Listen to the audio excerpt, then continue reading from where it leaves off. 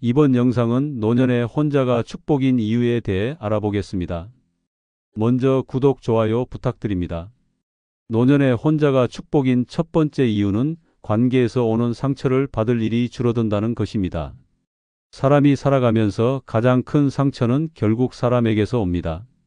오랜 세월을 함께한 가족이라 해도, 가까운 친구라 해도 때로는 예상치 못한 말과 행동으로 마음에 깊은 상처를 남깁니다. 노년이 되면 이러한 감정적인 상처를 더 민감하게 받아들이게 됩니다.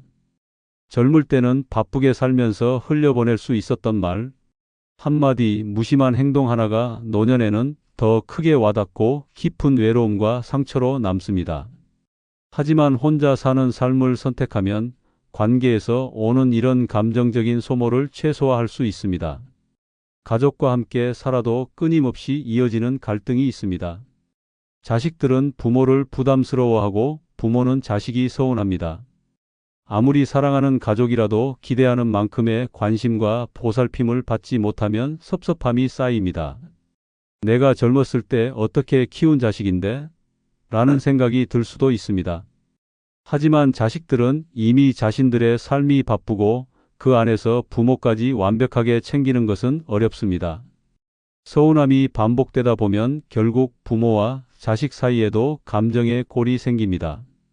괜한 기대를 했다가 실망하는 것보다 아예 기대하지 않는 것이 마음이 편할 수도 있습니다. 혼자 살면 이런 가족 간의 갈등에서 자유로워질 수 있습니다. 배우자와의 관계도 마찬가지입니다. 오랜 세월 함께 살아왔어도 노년이 되면 성격 차이가 더 두드러지는 경우가 많습니다. 젊었을 때는 참고 살아왔던 것들이 이제는 더 이상 참기 어려워지는 시점이 옵니다. 작은 일에도 다투고 서운함이 쌓이면 남은 인생을 서로 원망하며 살아가야 할 수도 있습니다. 배우자의 무심한 태도, 반복되는 잔소리, 가치관의 차이가 결국 삶의 질을 떨어뜨립니다. 서로 기대는 것이 아니라 오히려 서로에게서 도망치고 싶어지는 순간이 많아질 수 있습니다. 이런 갈등을 겪느니 차라리 혼자 사는 것이 속 편할 수도 있습니다. 친구나 지인과의 관계에서도 상처받을 일은 많습니다. 노년이 되면 친구들과의 관계도 예전 같지 않습니다. 젊을 때는 서로 도와가며 의지했지만 나이가 들수록 경제적인 차이, 건강 상태, 가족 상황에 따라 관계가 멀어질 수 있습니다. 어느 날은 함께 수다를 떨던 친구가 갑자기 연락을 끊고 멀어질 수도 있습니다. 또는 자신은 여전히 친하다고 생각하는데 상대방은 점점 거리를 둘 수도 있습니다. 그럴 때 느껴지는 배신감과 외로움은 말로 다 할 수 없습니다. 오랫동안 믿었던 사람에게 실망하는 순간 그 아픔은 쉽게 치유되지 않습니다. 노년에 가장 중요한 것은 마음의 평온입니다. 관계에서 오는 상처는 생각보다 깊고 오래갑니다. 젊을 때는 금방 잊고 넘어갈 수 있었던 일도 나이가 들면 점점 더 예민해지고 오래도록 곱씹게 됩니다. 괜한 기대를 하지 않으면 실망할 일도 없습니다. 혼자 사는 삶은 이런 감정적인 소모를 줄이고 내 감정을 지킬 수 있는 가장 좋은 방법입니다. 인간관계에서 오는 스트레스를 최소화하고 오롯이 나 자신에게 집중할 수 있습니다. 결국 혼자 사는 것은 단순한 선택이 아니라 스스로를 지키고 보호하는 현명한 삶의 방식이 될 수 있습니다. 75세 이명자 씨는 가족과 함께 살 때 마음의 상처를 받는 일이 많았습니다. 자식들은 바쁘다는 이유로 대화조차 줄었고 손주들은 스마트폰만 들여다봤습니다. 명절마다 온 가족이 모여도 정작 본인은 대화에 끼지 못하고 집안일만 하다가 끝나는 일이 반복되었습니다. 엄마, 그건 옛날 방식이에요. 라며 무시하는 자식들의 말에 서운함이 쌓여갔습니다. 결국 혼자 살기로 결정한 후 마음의 평화를 되찾았습니다. 이제는 더 이상 기대하지 않으니 실망할 일도 없습니다. 만나고 싶은 사람만 만나고 피곤한 가족 모임에서는 자연스럽게 빠졌습니다. 보고 싶을 때 손주들에게 전화하면 되고 굳이 관심 없는 대화에 끼어 상처받을 일도 없습니다. 혼자 살면서 처음엔 외로울 줄 알았는데 오히려 마음이 편안해졌어요. 이 씨는 이제 타인의 말과 행동에 흔들리지 않습니다. 불필요한 감정 소모 없이 오롯이 자신의 감정을 지키며 행복한 노년을 보내고 있습니다. 노년의 혼자가 축복인 두 번째 이유는 내 삶의 주도권을 온전히 가질 수 있다는 것입니다. 노년의 삶에서 가장 큰 억압은 자유의 박탈입니다. 평생 가족을 위해 희생하며 살았고 자식 뒷바라지에 젊음을 쏟아부었지만 정작 내 삶을 내 마음대로 살아본 적은 없습니다. 이제야 겨우 한숨 돌릴 시간인데 여전히 누군가의 눈치를 봐야 한다면 그것만큼 불행한 일이 없습니다. 하지만 혼자 살면 그런 걱정은 할 필요가 없습니다. 내 삶의 주도권을 온전히 가질 수 있고 그 누구에게도 휘둘리지 않는 자유를 누릴 수 있습니다. 가족과 함께 살면 모든 일에 타협이 필요합니다.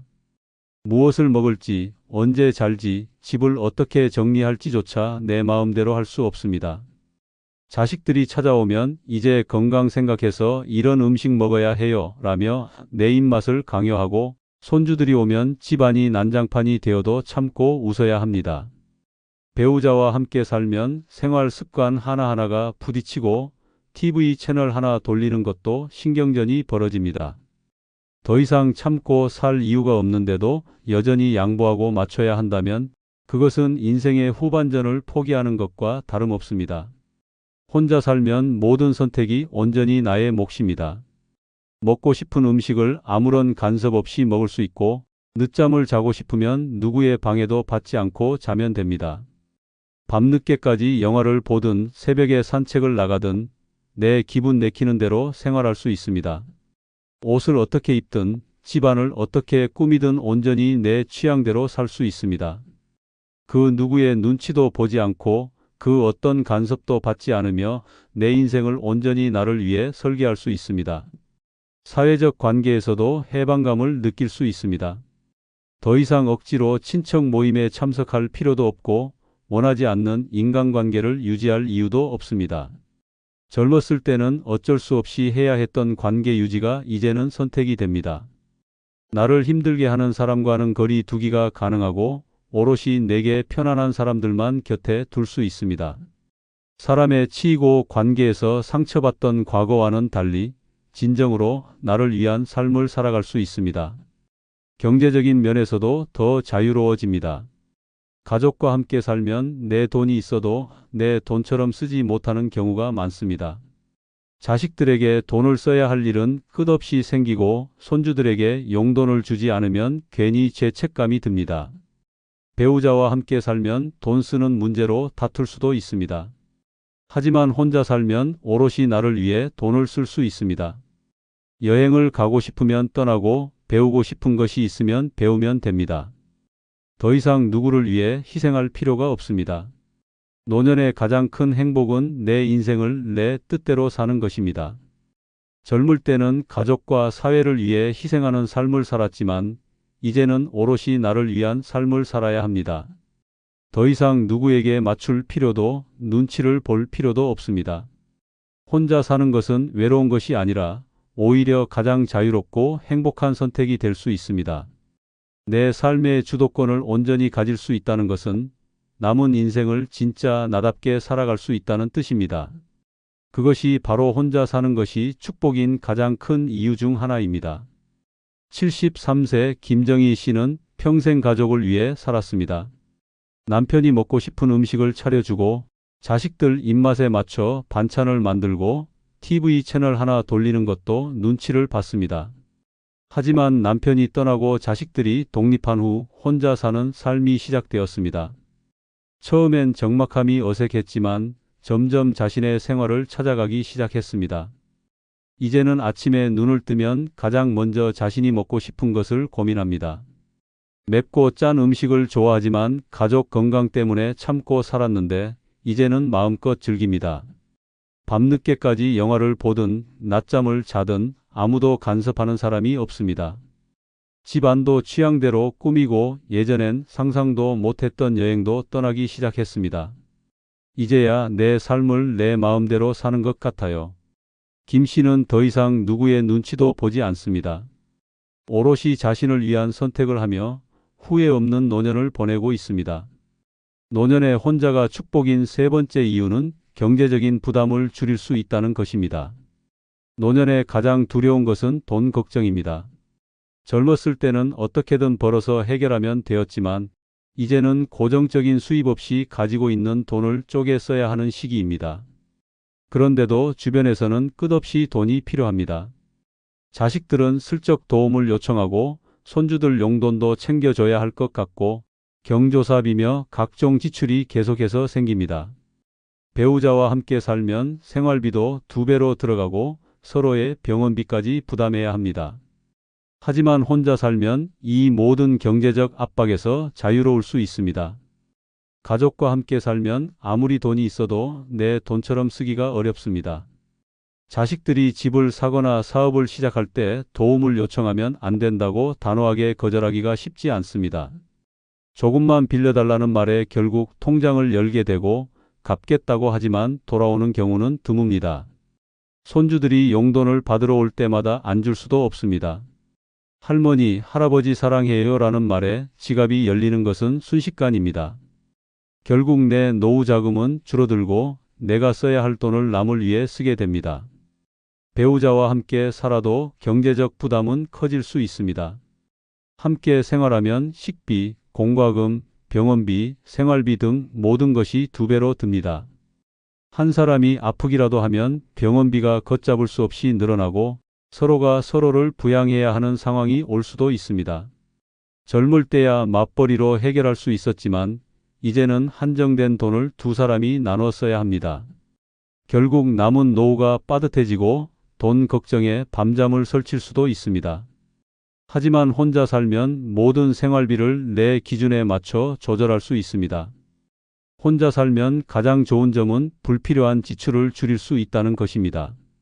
먹고 싶은 대로 간단하게 식사를 해결하고 불필요한 경조사 참석을 피할 수 있습니다. 가족과 함께 살면 어쩔 수 없이 나가는 돈이 많지만 혼자 살면 오롯이 나를 위한 소비가 가능합니다. 생활비도 절약할 수 있고 누구에게도 의존하지 않고 자립적인 삶을 살 수 있습니다. 내 돈을 내 뜻대로 쓸 수 있다는 것은 노년의 가장 큰 자유입니다. 경제적인 자유가 있다는 것은 곧 심리적인 안정과도 연결됩니다.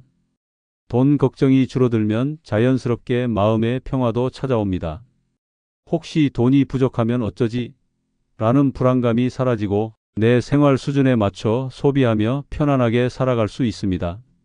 노년에 가장 중요한 것은 남에게 휘둘리지 않는 삶입니다. 돈에서 자유로워지는 순간 진정한 행복도 찾아옵니다. 혼자 사는 것은 외로운 것이 아니라 경제적인 부담에서 벗어나 온전한 나만의 삶을 살 수 있는 축복입니다. 76세 최영식 씨는 한때 자식들과 함께 사는 것이 경제적으로 더 나을 거라고 생각했습니다. 하지만 현실은 달랐습니다. 전기세, 수도세는 물론이고 손주들 간식비에 명절마다 늘어나는 생활비까지 돈이 새어나가는 곳이 끝이 없었습니다. 손주들이 용돈을 조르며 할아버지 최고라고 하면 기분은 좋았지만 통장은 점점 바닥나고 있었습니다. 결국 혼자 살기로 결심한 후 최 씨의 지출은 확 줄었습니다. 먹고 싶은 만큼만 장을 보고 불필요한 경조사비도 과감히 줄였습니다. 전기세도 확 줄었고 TV도 보고 싶은 것만 보니 스트레스도 덜합니다. 무엇보다 자식들에게 돈이 필요하다는 연락이 와도 아빠도 이제 빠듯해라며 단호하게 거절할 수 있는 여유가 생겼습니다. 혼자 살면 돈이 더 들 줄 알았는데 오히려 내 돈을 온전히 나를 위해 쓸 수 있어서 너무 좋아요. 최 씨는 이제 작은 여행도 다니고 보고 싶었던 연극도 보며 노후를 제대로 즐기고 있습니다. 노년에 혼자가 축복인 4번째 이유는 가고 싶은 장소나 모임만 참석하고 만나고 싶은 사람만 만날 수 있는 자유를 가질 수 있다는 것입니다. 노년에 가장 답답한 것은 원치 않는 모임에 끌려가고 만나고 싶지 않은 사람과 억지로 마주해야 하는 상황입니다. 가족 행사에 불려 나가야 하고 배우자의 친척들과 어색한 시간을 보내야 하며 원하지 않는 경조사에도 얼굴을 비춰야 합니다. 젊었을 때는 사회생활과 가족관계 때문에 어쩔 수 없이 참석했지만 이제는 더 이상 그런 의무감에 시달리고 싶지 않습니다. 그런데도 함께 사는 가족이 있으면 이런 강요에서 벗어나기가 어렵습니다. 하지만 혼자 살면 내가 가고 싶은 곳만 가고 만나고 싶은 사람만 만나는 자유를 누릴 수 있습니다. 가족과 함께 살면 불필요한 인간관계가 끝없이 이어집니다. 명절이 되면 당연하다는 듯이 시댁이나 처가에 가야 하고 별로 반갑지도 않은 친척들을 맞이해야 합니다. 나이도 있는데 인사 정도는 해야지라는 말에 마지못해 끌려가지만 돌아오는 것은 피곤함 뿐입니다. 자식들이 엄마, 아빠 이분은 꼭 뵈어야 해요 라며 억지로 모임에 데려가기도 합니다. 원하지 않는 자리에 앉아 듣기 싫은 이야기나 참아야 하는 농담을 견디는 일은 이제 지겹습니다. 더 이상 그런 관계에 에너지를 소모하고 싶지 않습니다. 배우자와 함께 살아도 자유로운 모임 참석은 불가능합니다. 배우자가 가고 싶은 곳에 맞춰야 하고 관심 없는 모임에도 따라가야 합니다. 함께 노후를 보내는 친구들이라도 취향이 맞지 않으면 그 시간이 지옥처럼 느껴질 수도 있습니다. 당신은 왜 이렇게 나가기를 싫어해? 라는 잔소리를 듣거나 반대로 맨날 친구들이랑만 노냐? 라는 핀잔을 들을 수도 있습니다. 더 이상 누구의 눈치를 보며 인간관계를 유지해야 할 이유가 없습니다. 혼자 살면 가고 싶은 모임에만 참석하고 만나고 싶은 사람만 만나면 됩니다. 혼자 사는 것은 사회적인 고립이 아니라 선택적인 인간관계입니다. 이제는 억지로 웃지 않아도 되고 피곤한 관계를 유지하지 않아도 됩니다. 나와 뜻이 맞는 사람들만 만나고 진짜로 즐거운 모임에만 참석할 수 있습니다. 아침에 일어나 오늘 누구를 만나야 할까? 가 아니라 오늘은 나만의 시간을 가질까? 라는 선택을 할 수 있습니다.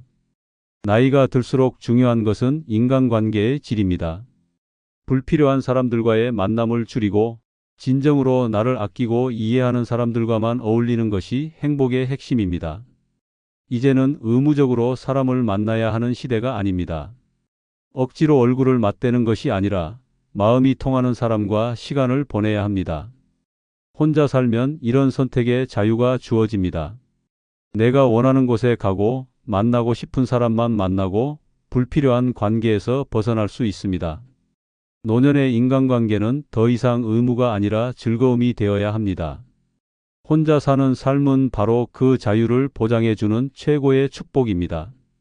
74세 이정순 씨는 남편과 함께 살 때 늘 원치 않는 모임에 끌려 다녔습니다.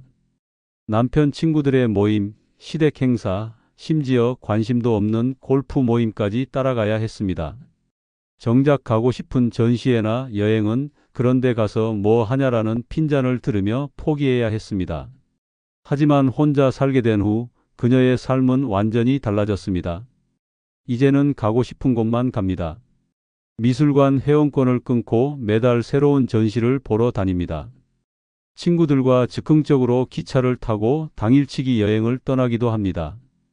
예전에는 남편 눈치 보느라 힘들었는데 이제는 진짜 내가 원하는 사람들과 즐길 수 있어서 너무 좋아요. 불필요한 모임은 과감히 정리하고 만나고 싶은 사람들과만 시간을 보냅니다. 김장하는 친척 모임은 핑계를 대고 빠졌고 대신 도서 토론 모임에서 새로운 친구들을 사귀었습니다. 누구의 눈치도 보지 않고 온전히 자신이 원하는 대로 살아가는 지금이 너무 행복하다고 합니다.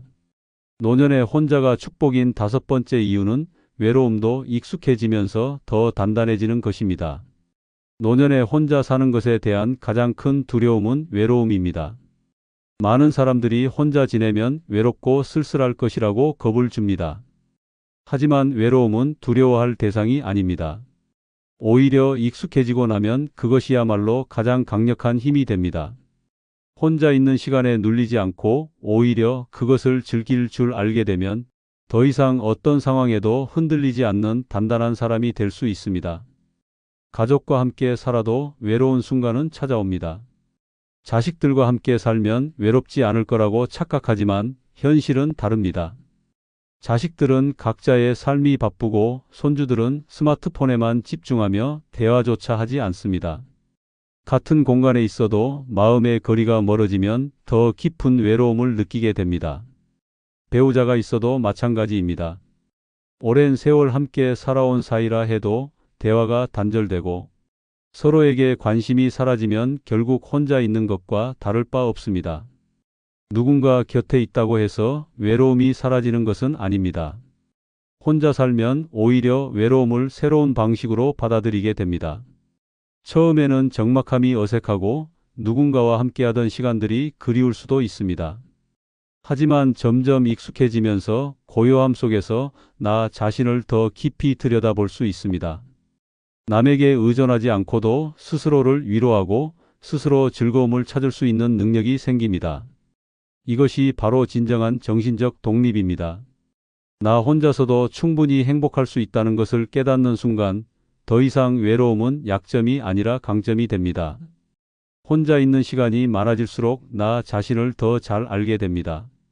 젊었을 때는 가족을 위해, 사회를 위해 살아왔다면 이제는 온전히 나를 위한 시간이 주어집니다.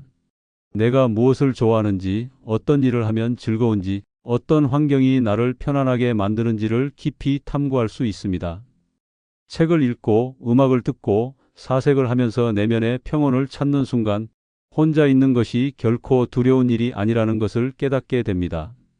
세상에서 가장 강한 사람은 혼자서도 잘 견디는 사람입니다. 사람에 의존하지 않고도 스스로를 다독이며 행복을 찾을 줄 아는 사람은 쉽게 무너지지 않습니다. 노년의 외로움은 어쩔 수 없이 견뎌야 하는 것이 아니라 온전히 나를 성장시키는 기회가 될 수 있습니다. 외로움을 두려워하지 않고 당당하게 마주하면 그 순간부터 더 이상 외롭지 않습니다. 혼자 사는 삶은 단순한 선택이 아니라 나 자신을 단단하게 만드는 최고의 기회입니다. 외로움 속에서 강해지고 고독 속에서 자유로워지는 것이야말로 노년에 혼자 사는 것이 축복인 가장 큰 이유입니다. 75세 김 할머니는 남편이 세상을 떠난 후 혼자 사는 것이 두려웠습니다. 늘 곁에 있던 사람이 사라지니 집안이 텅 빈 것처럼 느껴졌습니다. 처음 몇 달은 TV를 틀어놓고도 마음이 허전했고 저녁이 되면 더 외로워졌습니다.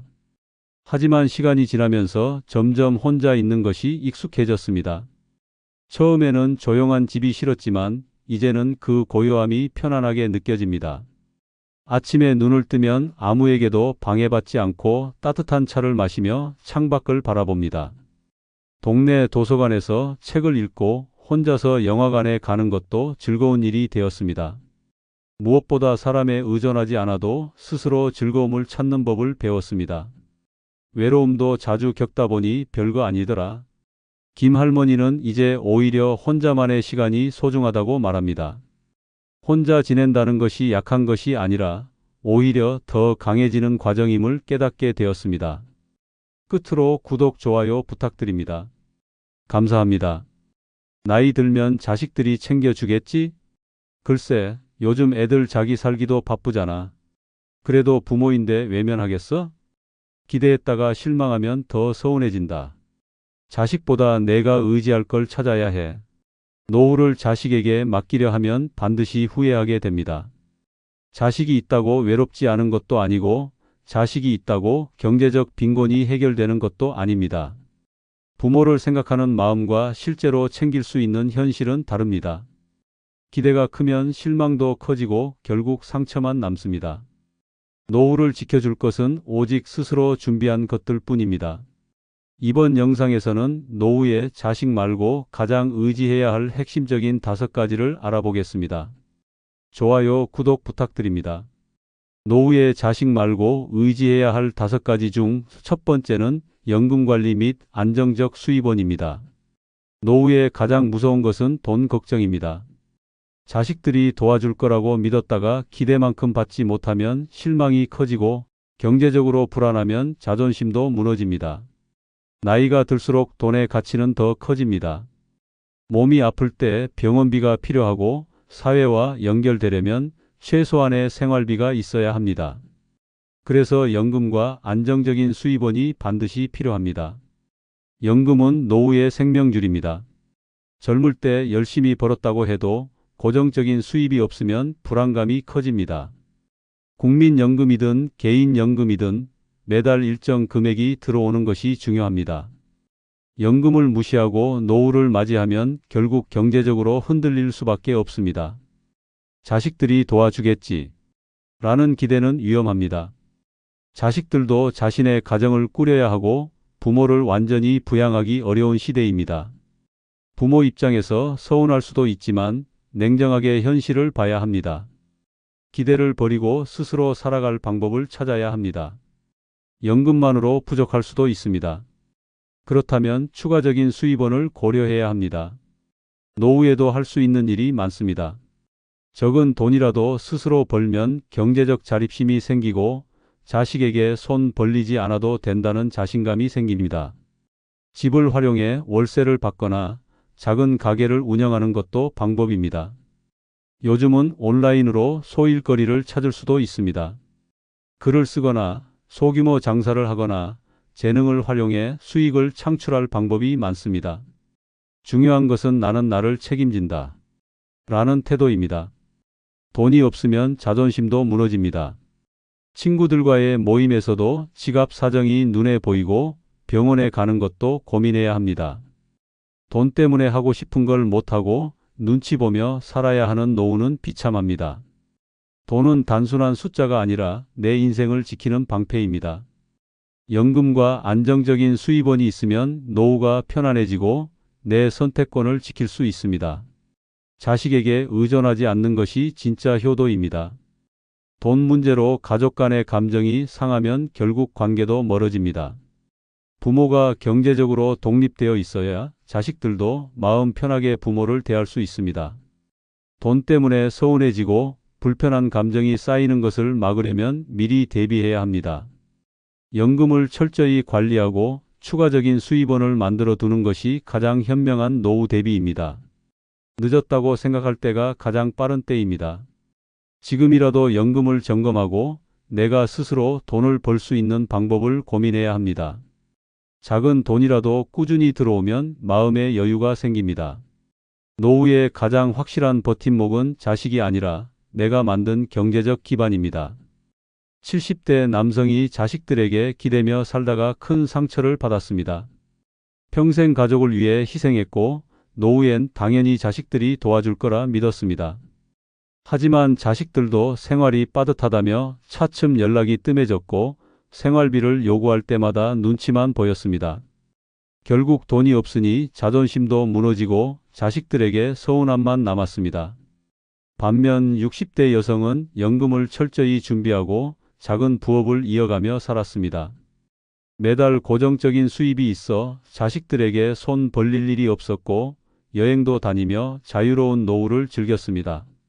돈 때문에 불안할 일이 없으니 마음도 편했습니다. 노후에 자식보다 중요한 것은 경제적 자립입니다. 돈이 있어야 자식과의 관계도 지킬 수 있고 내 삶의 선택권도 가질 수 있습니다. 결국 돈이 있어야 내 자존심도 지킬 수 있습니다. 노후에 자식 말고 의지해야 할 5가지 중 두 번째는 노후에도 할 수 있는 소일거리 찾기입니다. 노후에 가장 위험한 것은 시간이 남아도는 것입니다. 처음엔 일에서 해방된 것이 좋지만 시간이 지날수록 무료함이 찾아옵니다. TV만 보며 하루를 보내고 특별한 할 일이 없다 보니 부정적인 생각만 늘어갑니다. 결국 몸도 마음도 늙어가고 아무런 의미 없이 하루를 버티는 삶이 됩니다. 그래서 노후에도 할 수 있는 소일거리를 반드시 찾아야 합니다. 소일거리는 단순한 취미가 아닙니다. 하루를 알차게 만들고 삶의 의미를 부여하는 중요한 요소입니다. 노후에 돈을 벌든 안 벌든 무엇인가에 몰두할 수 있는 일이 있어야 합니다. 작은 텃밭을 가꾸거나 간단한 물건을 만들어 판매하거나 동네에서 가벼운 일을 돕는 것도 방법입니다. 중요한 것은 아침에 눈을 떴을 때 오늘 할 일이 있다 라는 기분을 느끼는 것입니다. 소일거리가 없는 사람은 점점 무기력해집니다. 자식들이 연락을 안 하면 온종일 그것만 생각하며 서운해하고 쓸데없는 걱정과 불만이 쌓입니다. 하지만 할 일이 있는 사람은 그런 감정에 휘둘리지 않습니다. 오늘은 이걸 해야지 라는 생각이 머릿속을 채우면 외로움이나 서운함이 들어올 자리가 없습니다. 소일거리는 경제적으로도 도움이 될 수 있습니다. 취미로 시작한 일이 용돈벌이가 되기도 하고 작은 부업으로 발전할 수도 있습니다. 동네에서 아이들을 돌보거나 직접 만든 물건을 온라인에서 판매하거나 자신이 잘하는 것을 가르치는 것도 좋은 방법입니다. 적은 돈이라도 스스로 번다는 것 자체가 자신감을 키워줍니다. 소일거리가 있으면 건강도 좋아집니다. 아무것도 하지 않으면 몸은 점점 굳어지고 병을 키우게 됩니다. 하지만 가벼운 노동이라도 꾸준히 하면 자연스럽게 몸을 움직이게 되고 건강을 유지할 수 있습니다. 정신적으로도 활력이 생기고 나는 아직 할 수 있다 는 자신감을 갖게 됩니다. 노후에 가장 피해야 할 것은 하루 종일 누워서 무료함을 느끼는 것입니다. 시간이 남아도는 인생이 아니라 할 일이 있는 인생을 만들어야 합니다. 자식들이 찾아오든 말든 외부 환경에 휘둘리지 않고 스스로 즐길 수 있는 무언가를 찾아야 합니다. 노후를 의미 있게 보내려면 꼭 해야 하는 일 한 가지는 있어야 합니다. 그것이 노후를 지루하지 않게 만드는 가장 확실한 방법입니다. 70대 남성이 은퇴 후 할 일이 없어 하루 종일 TV만 보며 살았습니다. 처음엔 편했지만 점점 무료함이 찾아왔고 자식들이 연락을 안 하면 서운함에 잠도 오지 않았습니다. 아무것도 하지 않으니 몸도 약해지고 우울감이 커졌습니다. 결국 병원 신세를 지게 되었고 인생이 텅 빈 것 같았습니다. 반면 60대 여성은 은퇴 후 취미 삼아 손뜨개를 시작했습니다. 시간이 지나면서 작은 소품을 만들어 팔기 시작했고 예상치 못한 용돈벌이가 되었습니다. 바쁘게 손을 움직이다 보니 외로울 틈이 없었고 하루하루가 실해졌습니다. 노후에 소일거리가 없으면 몸도 마음도 늙어갑니다. 무엇이든 좋습니다. 아침에 눈을 떴을 때 오늘 할 일이 있다 는 기분이 들어야 합니다. 그것이 노년을 의미 있게 사는 방법입니다. 노후에 자식 말고 의지해야 할 5가지 중 3번째는 꾸준한 운동 습관입니다. 나이가 들수록 몸이 예전 같지 않다는 걸 실감하게 됩니다. 계단 몇 개만 올라가도 숨이 차고 조금만 걸어도 무릎이 아픕니다. 하지만 가만히 있으면 더 빠르게 늙어갑니다. 운동을 하지 않으면 근육은 급격히 줄어들고 결국 걷는 것조차 힘들어집니다. 노후에 가장 의지해야 할 것은 바로 운동입니다. 몸을 움직이는 것이야말로 스스로를 지키는 유일한 방법입니다. 운동을 하지 않는 사람들은 급격히 약해집니다. 조금만 아프면 병원에 드나들어야 하고 한번 쓰러지면 회복이 어렵습니다. 누워 지내는 시간이 길어지면 결국 남은 생을 침대에서 보내게 됩니다. 하지만 반대로 꾸준히 몸을 움직이면 건강한 노후를 유지할 수 있습니다. 의사들도 말합니다. 약보다 중요한 것이 바로 매일 걷는 것이라고. 운동은 단순히 몸을 튼튼하게 하는 것만이 아닙니다. 정신적으로도 활력을 줍니다. 집에만 있으면 우울해지고 불안감이 커지지만 몸을 움직이면 기분도 상쾌해지고 삶에 대한 의욕도 생깁니다. 특히 바깥에서 하는 운동은 효과가 큽니다. 공원을 걸으며 바람을 맞고 햇볕을 쬐다 보면 부정적인 감정이 사라지고 긍정적인 에너지가 채워집니다. 운동을 하면 자식들에게 의지할 필요도 줄어듭니다. 건강하면 병원비 부담도 줄고 자식들이 챙겨주지 않아도 혼자 잘 지낼 수 있습니다. 걷는 습관 하나만 들여도 관절이 튼튼해지고 근육이 유지되며 노화 속도가 늦춰집니다. 오래 누워있는 부모보다 씩씩하게 걸어다니는 부모가 자식들에게도 더 부담이 되지 않습니다. 운동은 거창할 필요가 없습니다. 매일 일정한 시간에 30분 정도만 걸어도 효과가 있습니다. 가벼운 스트레칭이나 계단 오르기도 도움이 됩니다. 중요한 것은 꾸준함입니다. 운동을 하루 쉬면 몸이 알아채고 일주일을 쉬면 몸이 무너집니다. 습관이 될 때까지 매일 하는 것이 중요합니다. 노후에 가장 무서운 것은 움직이지 않는 것입니다. 가만히 있으면 몸이 망가지고 결국 누군가의 도움 없이는 살 수 없게 됩니다. 건강을 지키는 가장 확실한 방법은 운동입니다. 꾸준히 몸을 움직이면 노후가 달라집니다. 자식이 아니라 내 2다리에 의지하며 살아야 합니다. 70대 남성이 은퇴 후 집에만 머물렀습니다. 운동이 귀찮아 소파에 눕는 시간이 늘었고 점점 몸이 약해졌습니다. 어느 날 사소한 낙상사고로 병원에 실려갔고 의사는 근육이 너무 없어 회복이 어렵다 고 말했습니다. 결국 걷는 것조차 힘들어졌고 자식들에게 의지할 수밖에 없는 신세가 되었습니다. 반면 60대 여성은 매일 아침 30분씩 걷는 습관을 들였습니다. 비가 오면 실내에서 스트레칭을 하고 틈날 때마다 몸을 움직였습니다. 덕분에 병원에 갈 일이 없었고 또래보다 활기찬 생활을 유지했습니다. 자식들에게 기대지 않고 혼자 건강을 지킬 수 있었습니다. 운동을 하지 않으면 결국 누워 지내는 시간이 길어집니다. 노년엔 누우면 죽고 움직이면 삽니다. 걷고 움직일 수 있을 때 몸을 단련해야 합니다.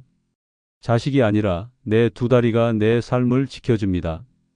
노후에 자식 말고 의지해야 할 5가지 중 4번째는 배우자와의 유대감입니다. 노후에는 자식보다 더 중요한 사람이 바로 배우자입니다. 젊을 때는 자식 키우느라 일하느라 바빠 서로를 제대로 돌보지 못했을 수도 있습니다. 하지만 결국 남은 인생을 끝까지 함께할 사람은 자식이 아니라 배우자입니다. 배우자와의 유대감을 지키지 못하면 노후가 외롭고 삭막해집니다. 자식들은 자기 삶을 살기 바쁩니다. 부모를 챙길 여유도 없고 결국 부부 둘만 남게 됩니다. 하지만 오랜 세월 함께 살았다고 해서 저절로 사이가 좋아지는 것은 아닙니다. 젊을 때 쌓인 불만을 해결하지 못하면 노년에는 같은 집에 살면서도 남보다 더 먼 사이가 됩니다. 대화는 없고 함께 있어도 각자 할 일만 하며 무관심해집니다. 그 상태로 나이 들면 결국 부부가 아니라 한 집에 사는 2명의 노인이 될 뿐입니다. 배우자와의 관계가 좋으면 노후가 행복해집니다. 작은 일에도 서로를 챙겨주고 함께 시간을 보내며 웃을 일이 많아집니다. 무엇보다 건강이 나빠질 때 가장 가까이에서 도와줄 사람이 배우자입니다. 자식이 멀리 있어도 배우자가 곁에 있으면 든든합니다. 하지만 평소에 관계를 다지지 않으면 나중에 몸이 아플 때조차 서로를 돌보는 것이 부담스러워집니다. 배우자와의 유대감을 유지하려면 대화가 필수입니다. 이제 와서 무슨 대화냐? 라고 생각할 수도 있지만 작은 말 한마디가 관계를 바꿉니다. 오늘 어땠어? 밥은 뭐가 좋겠어? 같은 사소한 질문도 서로에 대한 관심을 표현하는 방법입니다. 작은 일이라도 함께하고 취미를 공유하면 관계가 더 돈독해집니다. 노년을 외롭지 않게 보내려면 배우자와의 관계를 우선해야 합니다. 자식들은 결국 떠나지만 배우자는 마지막까지 함께할 사람입니다. 싸우고 소원해지고 무관심했던 시간을 넘어서 이제라도 서로를 위한 노력을 해야 합니다.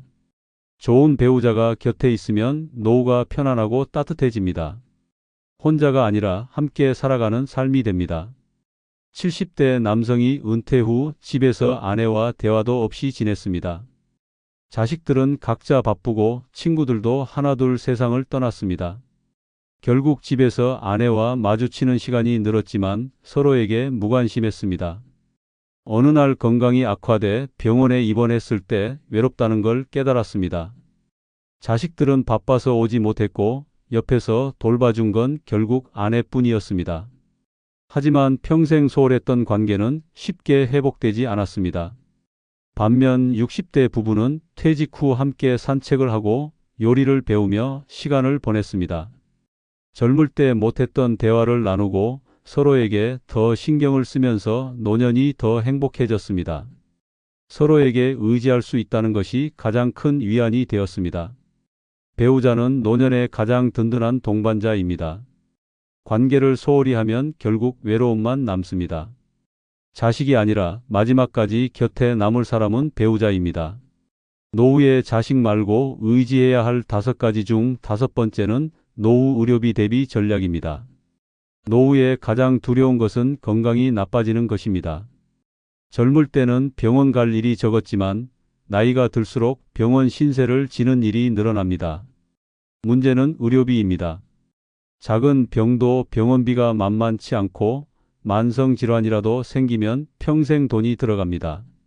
준비 없이 노후를 맞이하면 의료비 부담에 허덕이고 결국 자식들에게 손을 벌릴 수밖에 없습니다. 하지만 자식에게 의지하려다 관계가 멀어지고 돈 문제로 가족 간 감정의 골이 깊어지는 경우도 많습니다.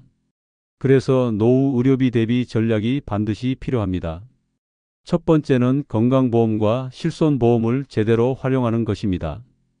건강보험이 있다고 해도 본인 부담금이 만만치 않습니다. 입원이라도 하면 한순간에 수백만 원이 나가고 치료가 길어지면 더 큰 돈이 필요합니다. 실손보험이 있다면 본인 부담금을 줄일 수 있어 병원비 걱정을 덜 수 있습니다. 보험이 부담스럽다고 가입을 미루면 결국 후회하게 됩니다. 건강할 때 준비해 두어야 합니다. 두 번째는 비상의료비를 따로 마련하는 것입니다. 노후 자금 중 일부는 반드시 의료비로 남겨두어야 합니다. 병원비가 필요할 때마다 생활비에서 뺐으면 결국 경제적으로 흔들리게 됩니다. 정기적인 건강검진 비용까지 포함해 따로 의료비 계좌를 만들어 두는 것이 좋습니다. 세 번째는 건강을 지키는 것이 최선의 전략입니다.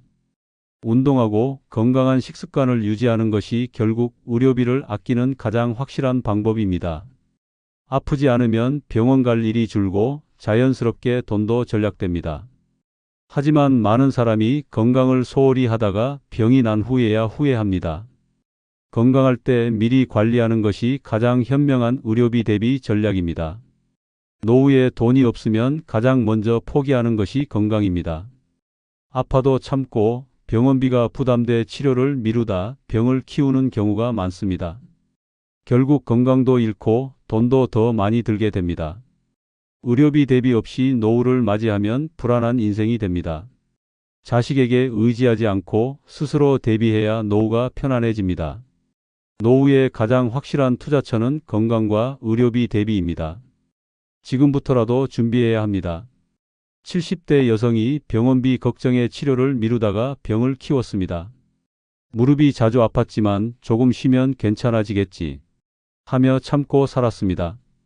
병원비가 부담돼 진통제로 버텼지만 결국 상태가 악화되어 인공관절 수술을 받아야 했습니다. 수술비가 수천만 원이 나왔고 자식들에게 도움을 요청했지만 자식들도 사정이 넉넉하지 않았습니다. 결국 병원비 부담에 경제적으로 흔들렸고 자식들에게 미안한 마음만 커졌습니다. 반면 60대 남성은 미리 실손보험을 가입하고 의료비를 따로 저축해 두었습니다. 정기적으로 건강검진을 받고 이상이 생기면 바로 치료를 받아 병을 키우지 않았습니다. 덕분에 큰 병 없이 생활할 수 있었고 의료비 걱정 없이 편안한 노후를 보낼 수 있었습니다. 노후에는 건강을 지키는 것이 가장 큰 재산입니다. 하지만 건강을 유지하려면 결국 돈이 필요합니다. 의료비를 대비하지 않으면 병이 찾아왔을 때 선택권이 없습니다. 자식들에게 의지하지 않고 스스로를 지키려면 의료비 대비는 필수입니다. 노후를 자식에게 맡길 생각이면 반드시 후회하게 됩니다. 자식이 있다고 외롭지 않은 것도 아니고 자식이 있다고 병원비가 해결되는 것도 아닙니다. 결국 노후를 지켜줄 것은 스스로 준비한 것들 뿐입니다. 돈이 있으면 선택권이 생기고 건강이 있으면 남에게 의지하지 않아도 됩니다. 배우자와의 관계를 잘 유지하면 평생 함께할 사람이 남습니다. 스스로 할 일이 있고 의료비 걱정이 없으면 노후가 든든해집니다. 이제는 자식이 아닌 나를 위해 노후를 준비해야 합니다. 좋아요, 구독은 무료이며 다음 영상을 가장 빠르게 보실 수 있습니다. 감사합니다. 노년에 혼자면 외롭지 않아? 외로운 건 잠깐. 대신 속이 다 시원해. 그래도 누군가 옆에 있어야 하지 않나? 누구랑 부대끼며 스트레스 받느니 혼자가 100배 낫지. 혼자 살면 불편하지 않아? 불편은 무슨? 내 마음대로 사니까 이렇게 편할 수가 없어. 평생 남에게 맞춰 살아왔습니다. 가족을 위해 희생하고 남들의 기대에 맞춰 살다 보니 정작 내 인생은 내 것이 아니었습니다. 하지만 이제는 다릅니다. 노년에 혼자라는 것은 진짜 내 삶을 되찾는 최고의 기회입니다. 남들 눈치 보지 않고 비교하지 않고 오롯이 나를 위해 살아가는 인생입니다. 이제야 진짜 자유를 누릴 때입니다. 이번 영상은 이래서 다들 혼자 하는구나. 노년에 혼자라서 좋은 이유 5가지를 살펴보겠습니다. 먼저 좋아요, 구독 부탁드립니다. 이래서 혼자 하는구나. 혼자라서 좋은 첫 번째 이유는 예민한 성격이라도 편안하게 살 수 있다는 점입니다. 혼자 살면 외롭다고들 하지만 사실 혼자여서 더 행복한 사람이 많습니다. 특히 예민한 성격이라면 혼자가 최고의 환경입니다. 작은 소음에도 신경이 쓰이고 타인의 생활 패턴에 영향을 받는 사람이라면 더욱 그렇습니다. 노년에 혼자라는 것은 더 이상 타인에게 맞출 필요 없이 오롯이 나만의 평온을 지킬 수 있다는 것입니다. 아침부터 조용한 공간에서 눈을 뜰 수 있습니다.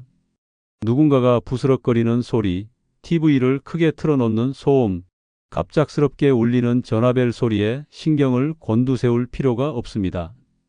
오롯이 나만의 리듬으로 하루를 시작할 수 있습니다. 늦잠을 자고 싶으면 자도 되고 일찍 일어나서 명상하며 하루를 시작해도 됩니다. 집안 정리도 내 방식대로 하면 됩니다. 누군가는 깔끔한 정리를 좋아하고 누군가는 자신의 물건이 늘 그대로 있어야 마음이 편합니다. 하지만 함께 살면 늘 타협해야 합니다.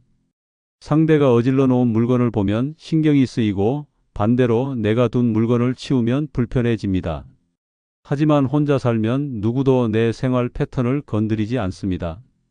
깔끔한 상태를 유지하고 싶으면 그대로 유지하면 되고 내 방식대로 공간을 꾸밀 수 있습니다. 식사도 내 입맛과 습관에 맞출 수 있습니다. 누군가는 아침부터 국을 먹어야 속이 든든하고 누군가는 커피 한 잔으로 충분합니다. 함께 살면 이건 너무 짜다. 왜 이렇게 싱겁게 했어? 고기 반찬 좀 해라 같은 불필요한 말들이 오갑니다.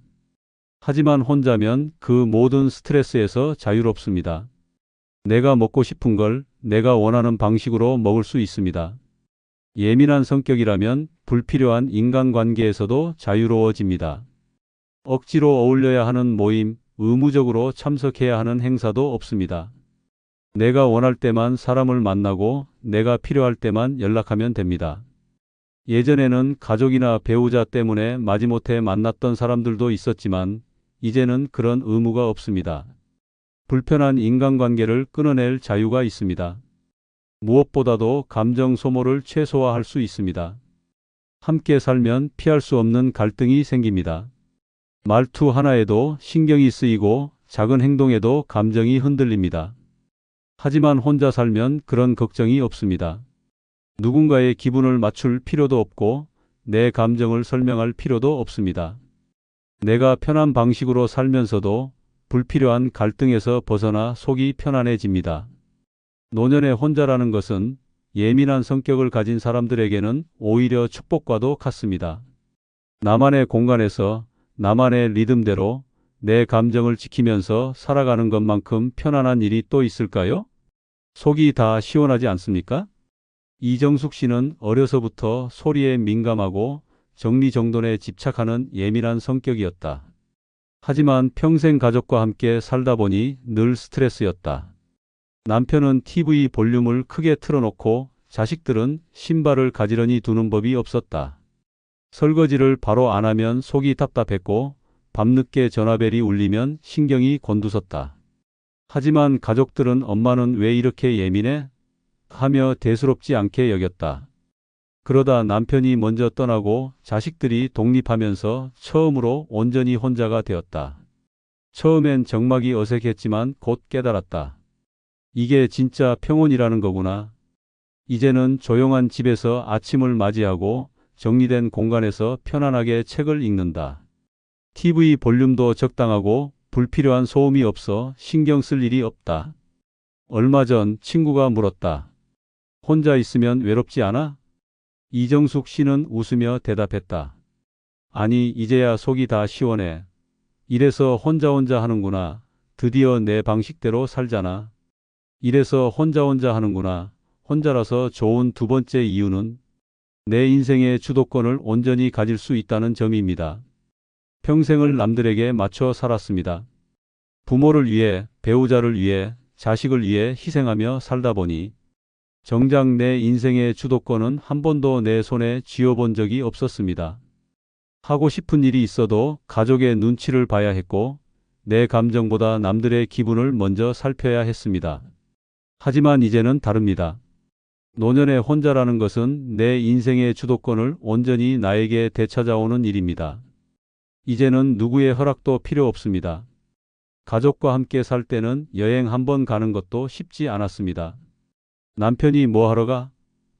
돈 아깝게 어디를 가? 하면 가방을 싸던 손이 멈췄습니다. 자식들은 엄마, 우리 애 봐줘야지 하며 내 계획을 가로막았습니다. 하지만 이제는 가고 싶으면 떠나면 됩니다. 미리 말할 필요도 없고 누구의 동의를 구할 필요도 없습니다. 오늘 떠나고 싶으면 오늘 떠나는 것이 가능합니다. 돈 쓰는 것도 오롯이 내 결정입니다. 가족이 있을 때는 늘 돈을 아껴야 했습니다. 남편 뒷바라지, 자식 교육비, 생활비에 허리가 휠 만큼 썼습니다. 하지만 이제는 내가 번 돈, 내가 모은 돈을 온전히 나를 위해 쓸 수 있습니다. 먹고 싶은 걸 사 먹고, 가고 싶은 곳에 가고, 배우고 싶은 걸 배우면서 나를 위한 소비를 할 수 있습니다. 이제야 진짜 돈을 내 뜻대로 쓸 자유가 생긴 것입니다. 일상도 내 뜻대로 흘러갑니다. 과거에는 하루 일정이 온통 가족을 중심으로 돌아갔습니다. 아침부터 밥을 차리고 남편과 자식들을 챙기고 그들이 퇴근하고 돌아오면 또 맞춰줘야 했습니다. 하지만 이제는 내 리듬대로 살면 됩니다.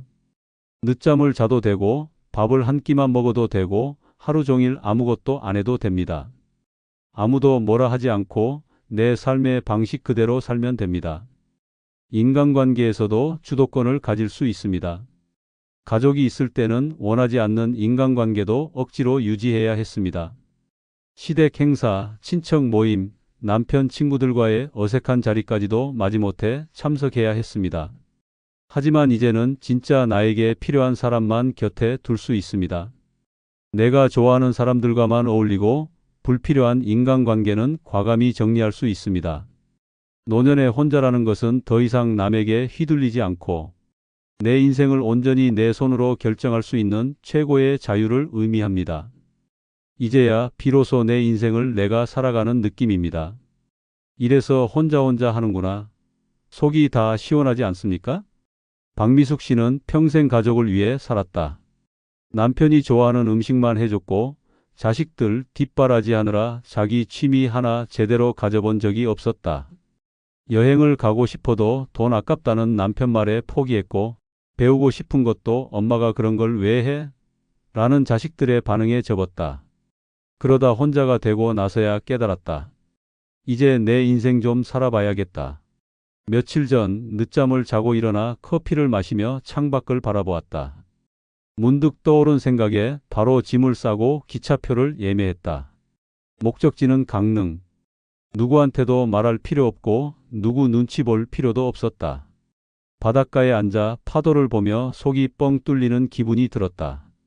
친구가 전화를 걸어 물었다. 혼자 여행 가니까 심심하지 않아? 박미숙 씨는 웃으며 말했다. 이래서 혼자 하는구나. 이제야 내 마음대로 사네. 이래서 혼자 하는구나. 혼자라서 좋은 세 번째 이유는 본인의 건강과 안전을 최우선으로 할 수 있다는 점입니다. 평생 가족을 먼저 챙기느라 정작 내 건강과 안전은 늘 뒷전이었습니다. 남편이 아프면 병원부터 모시고 갔고 자식이 감기에 걸리면 밤새 약을 챙겼습니다. 하지만 내가 아프면 괜찮아, 좀 쉬면 낫겠지 하며 참고 버티기 일쑤였습니다. 노년의 혼자라는 것은 이제 더 이상 누구를 위해 희생할 필요 없이 오롯이 나 자신의 건강과 안전을 최우선으로 할 수 있다는 것입니다. 아프면 바로 병원에 갈 수 있습니다. 예전에는 가족 병원비를 걱정하느라 내 건강검진도 미뤘습니다. 하지만 이제는 아닙니다. 조금이라도 몸이 이상하면 바로 병원에 가고 정기검진도 빠뜨리지 않습니다. 내 몸 하나 돌보지 못하면 그 누구도 대신 아파주지 않기 때문입니다. 이제는 내 건강이 최우선입니다. 식사도 내 몸에 맞춰 조절할 수 있습니다. 과거에는 가족들 입맛에 맞춰 기름진 반찬을 만들고 남편이 좋아하는 국을 끓이고 아이들이 좋아하는 튀김을 했습니다.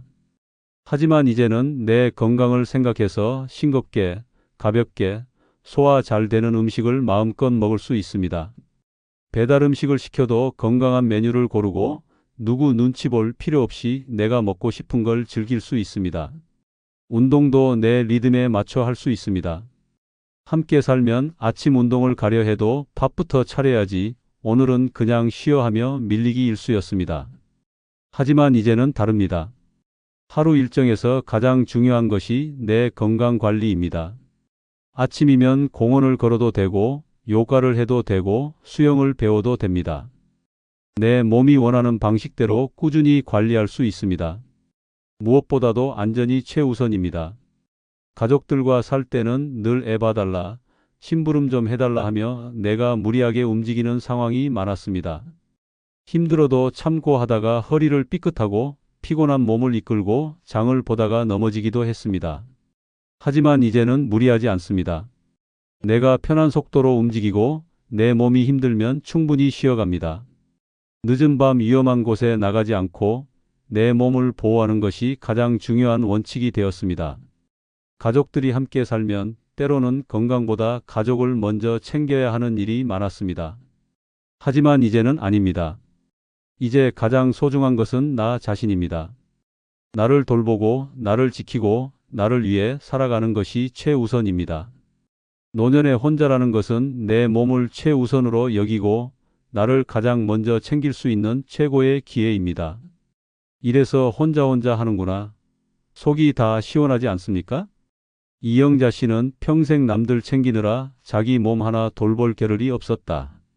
남편이 혈압이 높다 하면 저염식 식단을 만들고 자식이 피곤하다 하면 보양식을 끓여줬다. 그런데 정작 본인이 어지럼증을 느껴도 좀 쉬면 괜찮겠지 하고 넘겼다. 그렇게 참고 살다 보니 어느 날 갑자기 허리가 끊어질 듯 아파 병원에 실려갔다. 의사는 단호하게 말했다. 이제 본인 건강부터 챙기셔야 해요. 그날 이후 이영자 씨는 달라졌다. 그래, 이젠 내 몸이 먼저다. 운동도 규칙적으로 하고 건강식을 챙겨 먹고 아프면 바로 병원에 간다. 며칠 전 딸이 엄마, 손주 좀 봐줘 하자 단호하게 말했다. 미안하지만 나 필라테스 가야 해. 건강이 먼저야. 친구가 물었다. 혼자 있으면 심심하지 않아? 이영자 씨는 껄껄 웃으며 말했다. 이래서 혼자 하는구나. 이제야 내 몸 좀 돌보네. 이래서 혼자 하는구나. 혼자라서 좋은 네 번째 이유는 나만의 작은 사치를 마음껏 누릴 수 있다는 점입니다. 평생 아끼고 참으며 살았습니다. 가족들 뒷바라지하느라 내 것 하나 사는 것도 사치처럼 느껴졌습니다. 남편과 자식들 옷은 사주면서 정작 내 옷 한 벌 사려 하면 난 그냥 있는 거 입지 뭐 하며 돌아섰습니다. 맛있는 걸 먹고 싶어도 이 돈이면 반찬 하나라도 더 사야지 하며 포기했습니다. 하지만 이제는 다릅니다. 노년에 혼자라는 것은 오롯이 나를 위해 작은 사치를 마음껏 누릴 수 있다는 것입니다. 이제는 커피 한 잔도 내 취향대로 즐길 수 있습니다. 과거에는 남편은 믹스커피를 좋아하고 자식들은 아메리카노를 마셨습니다. 결국 내 입맛은 뒷전이었습니다. 하지만 이제는 다릅니다. 비싼 원두를 사서 향을 음미하며 천천히 한 잔을 내려 마십니다. 카페에 가서 비싼 디저트를 시켜도 돈 아깝다 하는 소리 들을 일도 없습니다. 이제는 작은 사치가 아니라 나를 위한 당연한 행복입니다. 먹고 싶은 것도 자유롭게 먹을 수 있습니다. 가족과 살 때는 늘 오늘 뭐 먹지? 고민하며 남들의 입맛을 맞춰야 했습니다.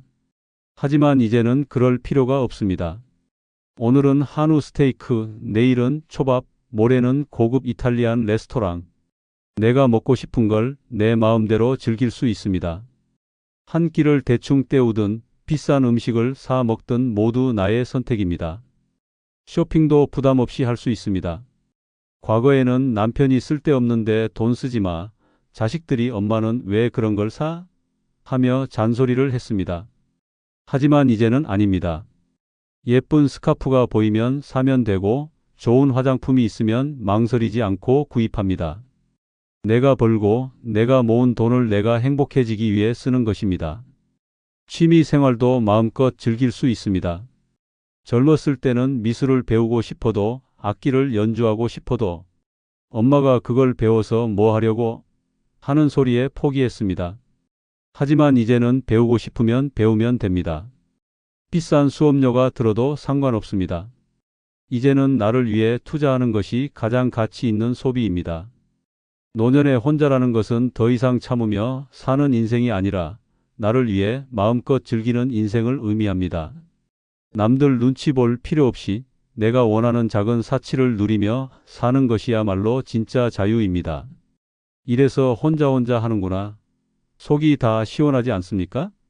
김정희 씨는 평생 남편과 자식들 챙기느라 본인을 위한 소비는 늘 마지막이었다.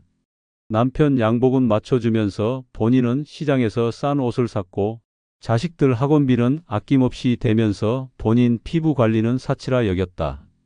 그러던 어느 날 혼자가 되고 나서 백화점에 갔다. 늘 그냥 지나쳤던 명품 화장품 코너 앞에서 망설였다. 하지만 문득 이런 생각이 들었다. 평생 가족들 위해 썼는데 이제는 나를 위해 좀 써도 되잖아? 결국 인생 첫 고급 크림을 샀다. 집에 와서 조심스럽게 뚜껑을 열고 얼굴에 발랐다. 거울 속에 자신을 보며 웃음이 났다. 이제야 사람 대접 좀 받는 기분이네? 며칠 후 친구가 물었다. 그 비싼 화장품 아깝지 않아? 김정희 씨는 환하게 웃으며 말했다. 이래서 혼자 하는구나. 이제야 나를 위해 좀 살아보네. 이래서 혼자 하는구나. 혼자라서 좋은 5번째 이유는 누구와도 비교할 필요가 없다는 점입니다. 살면서 늘 비교 속에 살았습니다. 형제들과 비교당하고 친구들과 비교당하고 결혼 후에는 남편과 자식까지 비교 대상이 되었습니다. 누구네 남편은 더 잘해준다. 누구네 자식은 더 성공했다 같은 말들이 따라다녔습니다. 하지만 이제는 다릅니다. 노년에 혼자라는 것은 더 이상 누구와도 비교할 필요 없이 온전히 내 삶을 살아갈 수 있다는 것입니다. 이제는 남의 시선을 신경 쓰지 않아도 됩니다. 과거에는 모임에 나가면 자연스럽게 비교가 시작되었습니다. 남편이 어디 다니냐, 자식은 어디 직장 다니냐, 손주는 몇 명이냐. 같은 질문에 대답할 때마다 속이 답답했습니다. 하지만 이제는 그런 자리 자체를 피할 자유가 있습니다. 불필요한 비교에 신경 쓰지 않아도 되고 내가 원하는 방식대로 내 인생을 살아가면 됩니다. 경제적으로도 더 이상 비교할 필요가 없습니다. 젊었을 때는 누구네는 큰 집으로 이사했대. 누구네 남편은 연봉이 높대 같은 말에 흔들릴 때가 많았습니다. 하지만 이제는 다릅니다. 남들이 어떻게 살든 상관없습니다. 큰 집이든 작은 집이든 해외여행을 다니든 집에서 편하게 쉬든 모두 내 선택일 뿐입니다. 남과 비교하며 허세를 부릴 필요도 억지로 따라갈 필요도 없습니다. 외모에 대한 비교도 끝났습니다. 젊었을 때는 주름이 늘었다, 살이 쪘다 같은 말에 민감하게 반응했습니다. 하지만 이제는 아닙니다. 꾸미고 싶으면 꾸미고 편하게 입고 싶으면 있는 그대로를 즐기면 됩니다. 주름이 있으면 어떤가요? 이것도 살아온 세월의 흔적입니다. 더 이상 남들 눈에 맞추기 위해 애쓰지 않습니다. 가장 큰 변화는 내가 진짜 원하는 삶을 살 수 있다는 것입니다. 가족과 함께 살면 남들의 기대에 맞춰 살아야 했습니다. 하지만 이제는 나에게 집중하면 됩니다. 남들보다 더 잘 살 필요도 더 많은 걸 가질 필요도 없습니다. 비교를 멈추니 삶이 훨씬 가벼워지고 마음이 편안해집니다. 노년에 혼자라는 것은 남들과 비교하지 않고 오롯이 나 자신으로 살아갈 수 있는 최고의 자유를 의미합니다. 남이 어떻게 살든 신경 쓰지 않고 나만의 행복을 찾으면 됩니다. 이래서 혼자 하는구나. 속이 다 시원하지 않습니까? 박영순 씨는 젊었을 때부터 비교 속에 살았다. 친척 모임만 가면 누구네 남편은 승진했대, 누구네 딸은 시집을 잘 갔대 같은 말이 들려왔다. 손주가 태어나자 이번엔 누구네 손주는 영어 유치원 다닌대라는 말까지 따라붙었다. 남들과 비교당할 때마다 속이 답답했지만 그냥 참고 살았다. 그러다 혼자가 되고 나서야 깨달았다. 아니, 내가 왜 남들하고 비교하면서 살아야 하지? 그날 이후 불필요한 모임을 끊고 온전히 자기 삶을 살기로 했다. 아침이면 공원에서 산책하고 카페에서 여유롭게 커피를 마시며 책을 읽었다. 더 이상 남들 눈치를 볼 필요도 누군가와 경쟁할 필요도 없었다. 어느 날 옛 친구가 전화를 걸어 물었다. 요즘 뭐 하면서 지내? 박영순 씨는 환하게 웃으며 대답했다. 이래서 혼자 하는구나. 이제야 남 신경 안 쓰고 편하게 산다. 끝으로 좋아요, 구독해 주시면 더 좋은 영상으로 보답하겠습니다. 감사합니다. 엄마, 이번 달도 좀 도와줄 수 있어? 이번에도 밥값은 선배님이 내시죠? 처음에는 한두 번 돕는 것이 큰 문제가 아니라고 생각합니다. 하지만 노년에 베푸는 순간 그것이 습관이 되고 당연한 일이 됩니다. 가족이든 친구든 한 번 기대면 끝없이 요구하고 결국 고마움조차 사라집니다. 베풀수록 내 노후 자금은 줄어들고 정작 내가 필요할 때는 아무도 도와주지 않습니다. 노후에는 착한 사람이 아니라 똑똑한 사람이 되어야 합니다. 이제는 베푸는 것이 아니라 지켜야 할 때입니다. 이번 영상에서는 늙어 이렇게 베풀면 호구되는 7가지에 대해 설명드리겠습니다. 좋아요, 구독 눌러주시면 복 받으실 겁니다.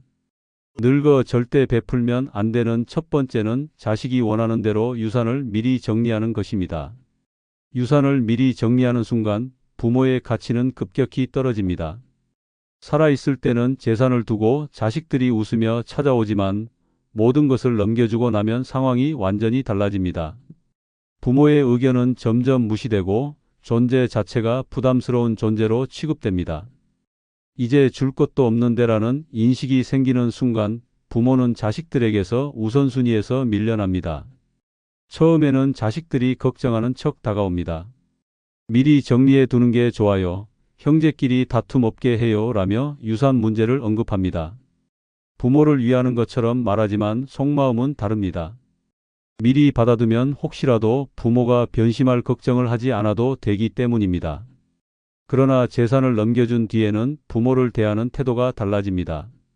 예전에는 정기적으로 연락하고 안부를 챙기던 자식도 더 이상 챙길 이유가 없어지면 연락이 뜸해집니다. 가장 위험한 것은 집과 통장을 자식 명의로 바꾸는 일입니다. 나중에 상속세 아끼려고 법적으로 정리해 두는 게 좋으니까라는 말에 속아 서류에 도장을 찍는 순간 부모의 권리는 사라집니다. 집을 자식 명의로 넘긴 후에 갈 곳이 없어지는 부모가 많습니다. 자식이 그냥 편하게 사세요 라고 말해도 그 집은 더 이상 부모의 것이 아닙니다. 자식이 마음만 먹으면 언제든지 팔아버릴 수 있고 심지어 부모를 내쫓을 수도 있습니다. 실제로 그런 사례가 적지 않습니다. 돈을 미리 나눠주는 것도 위험합니다. 살아있는 동안 조금씩 도와주는 것과 아예 유산을 넘겨주는 것은 전혀 다릅니다. 미리 주는 순간 부모는 자식에게 경제적으로 의존해야 하는 처지가 됩니다. 돈이 필요할 때도 눈치를 보게 되고 부탁하는 입장이 됩니다. 부모가 생활비를 요구하면 그동안 많이 받았잖아요. 이제 우리도 힘들어요 라며 거절당할 수도 있습니다. 결국 남은 노후를 쓸쓸하게 보내야 합니다. 형제 사이에서도 분란이 생깁니다. 공평하게 나눠주겠다는 부모의 선한 의도와 다르게 자식들은 받은 금액과 조건을 두고 불만을 품기 시작합니다. 누군가는 더 받았다고 생각하고 누군가는 손해를 봤다고 느낍니다. 부모가 있을 때는 참고 지내지만 결국 부모가 세상을 떠난 후에는 형제 간 관계가 틀어지는 일이 많습니다. 부모가 오히려 싸움의 씨앗을 남기는 셈이 됩니다.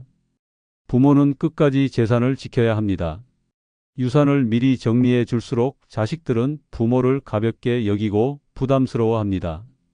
아직 건강하니까 필요 없어요 라고 말하는 순간 부모의 영향력은 사라집니다. 경제적 권리가 있어야 자식들에게도 존중받고 사회적으로도 당당할 수 있습니다. 내 재산은 내 마지막 순간까지 내 것입니다. 절대 자식이 원하는 대로 넘겨줘서는 안 됩니다. 두 번째는 주변 사람들을 만족시키려고 돈을 쓰는 것입니다. 주변 사람들을 만족시키려고 돈을 쓰다 보면 결국 남는 것은 후회뿐입니다. 처음에는 작은 돈으로 관계를 유지하려 하지만 시간이 지나면 더 많은 것을 요구받게 됩니다. 한번 베풀면 그것이 습관이 되고 당연한 일이 됩니다. 결국 돈을 쓰면서도 존중받지 못하고 어느 순간 사람들은 더 이상 고마워하지도 않습니다. 노년에 돈을 쓰면 사람들은 이분은 늘 베풀 줄 아는 분이라고 말합니다. 하지만 그 속에는 이분에게 부탁하면 쉽게 해결된다는 계산이 깔려 있습니다. 한 번 식사 비용을 내면 다음에도 기대하고 한 번 선물을 주면 다음에도 바라게 됩니다. 처음에는 감사 인사를 하지만 나중에는 당연하게 받아들이고 결국 요구하는 태도로 변합니다. 노인이 돈을 쓰는 것이 당연한 것처럼 여겨지는 순간 그 관계는 더 이상 평등하지 않습니다. 가족이든 친구든 이웃이든 돈이 나가는 순간부터 관계는 달라집니다.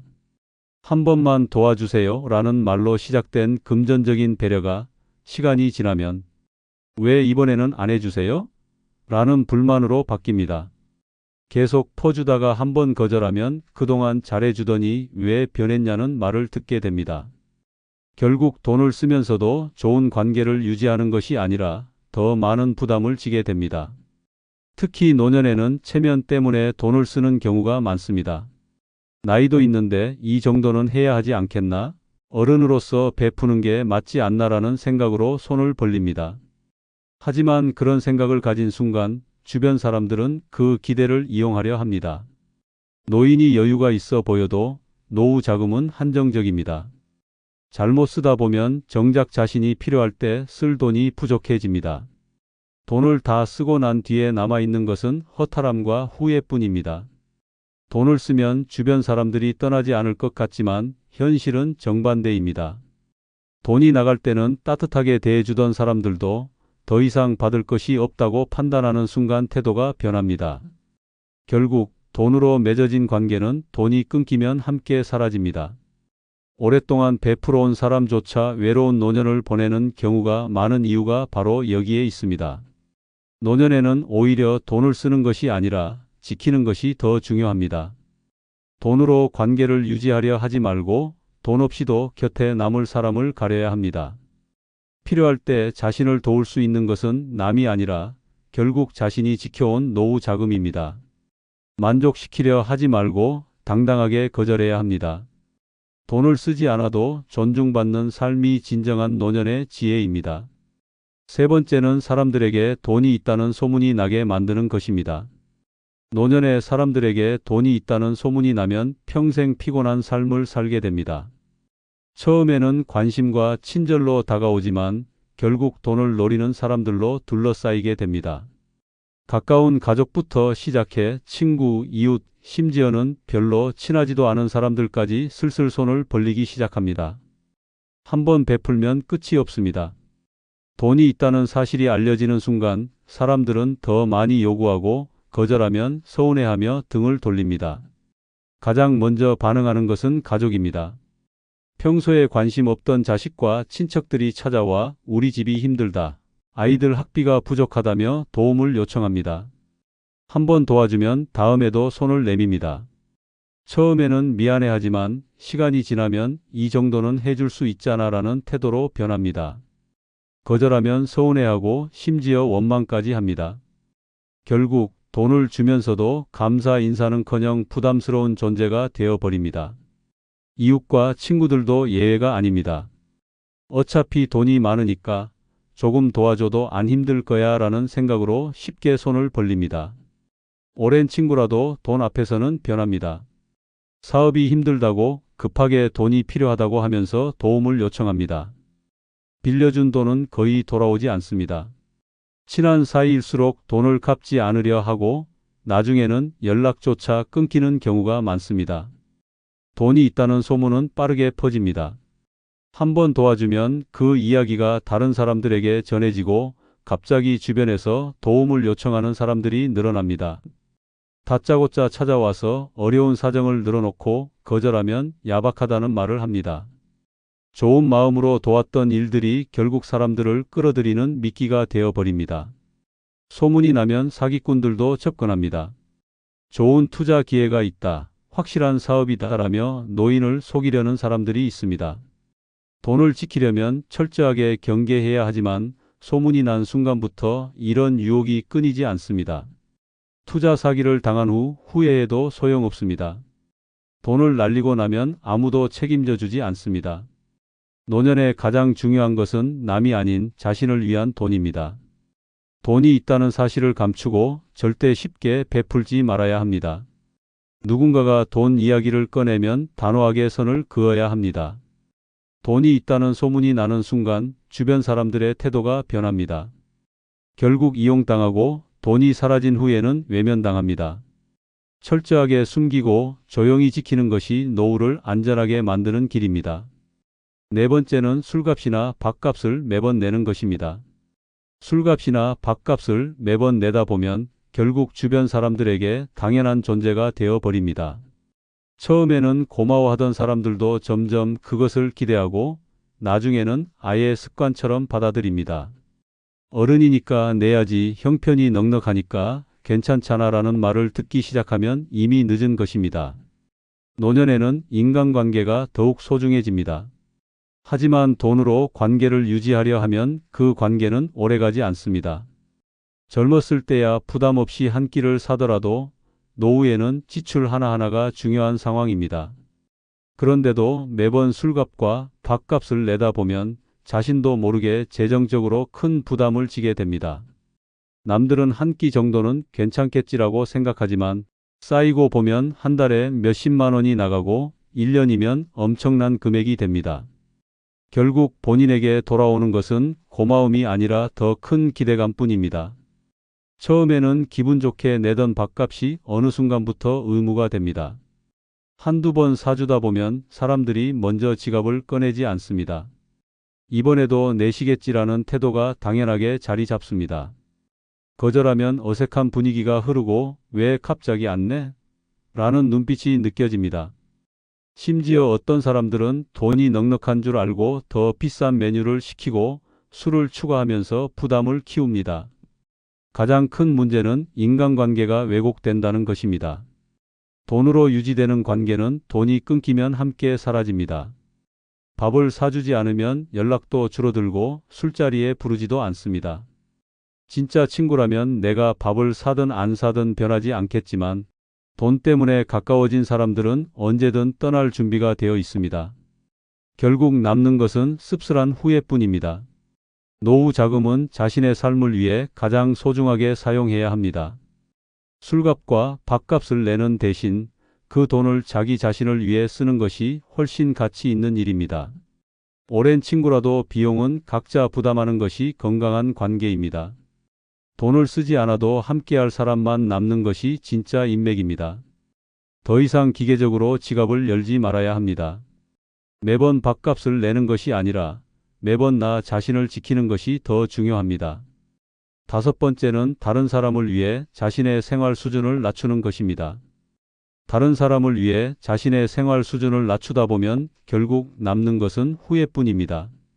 노년의 삶은 한정된 자원으로 살아가야 하는데 주변의 기대와 요구에 맞추다 보면 정작 자신을 위해 써야 할 것을 줄이게 됩니다.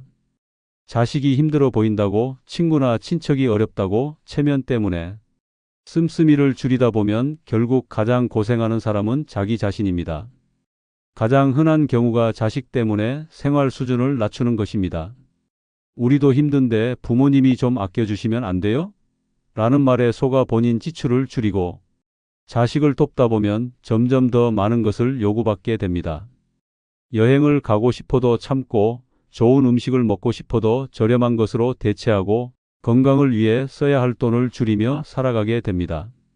그러나 희생한다고 자식들이 더 행복해지는 것도 아닙니다. 오히려 부모의 희생을 당연하게 여기고 나중에는 기대 수준이 높아져 더 많은 것을 원하게 됩니다. 친구나 친척 때문에 생활 수준을 낮추는 것도 위험합니다.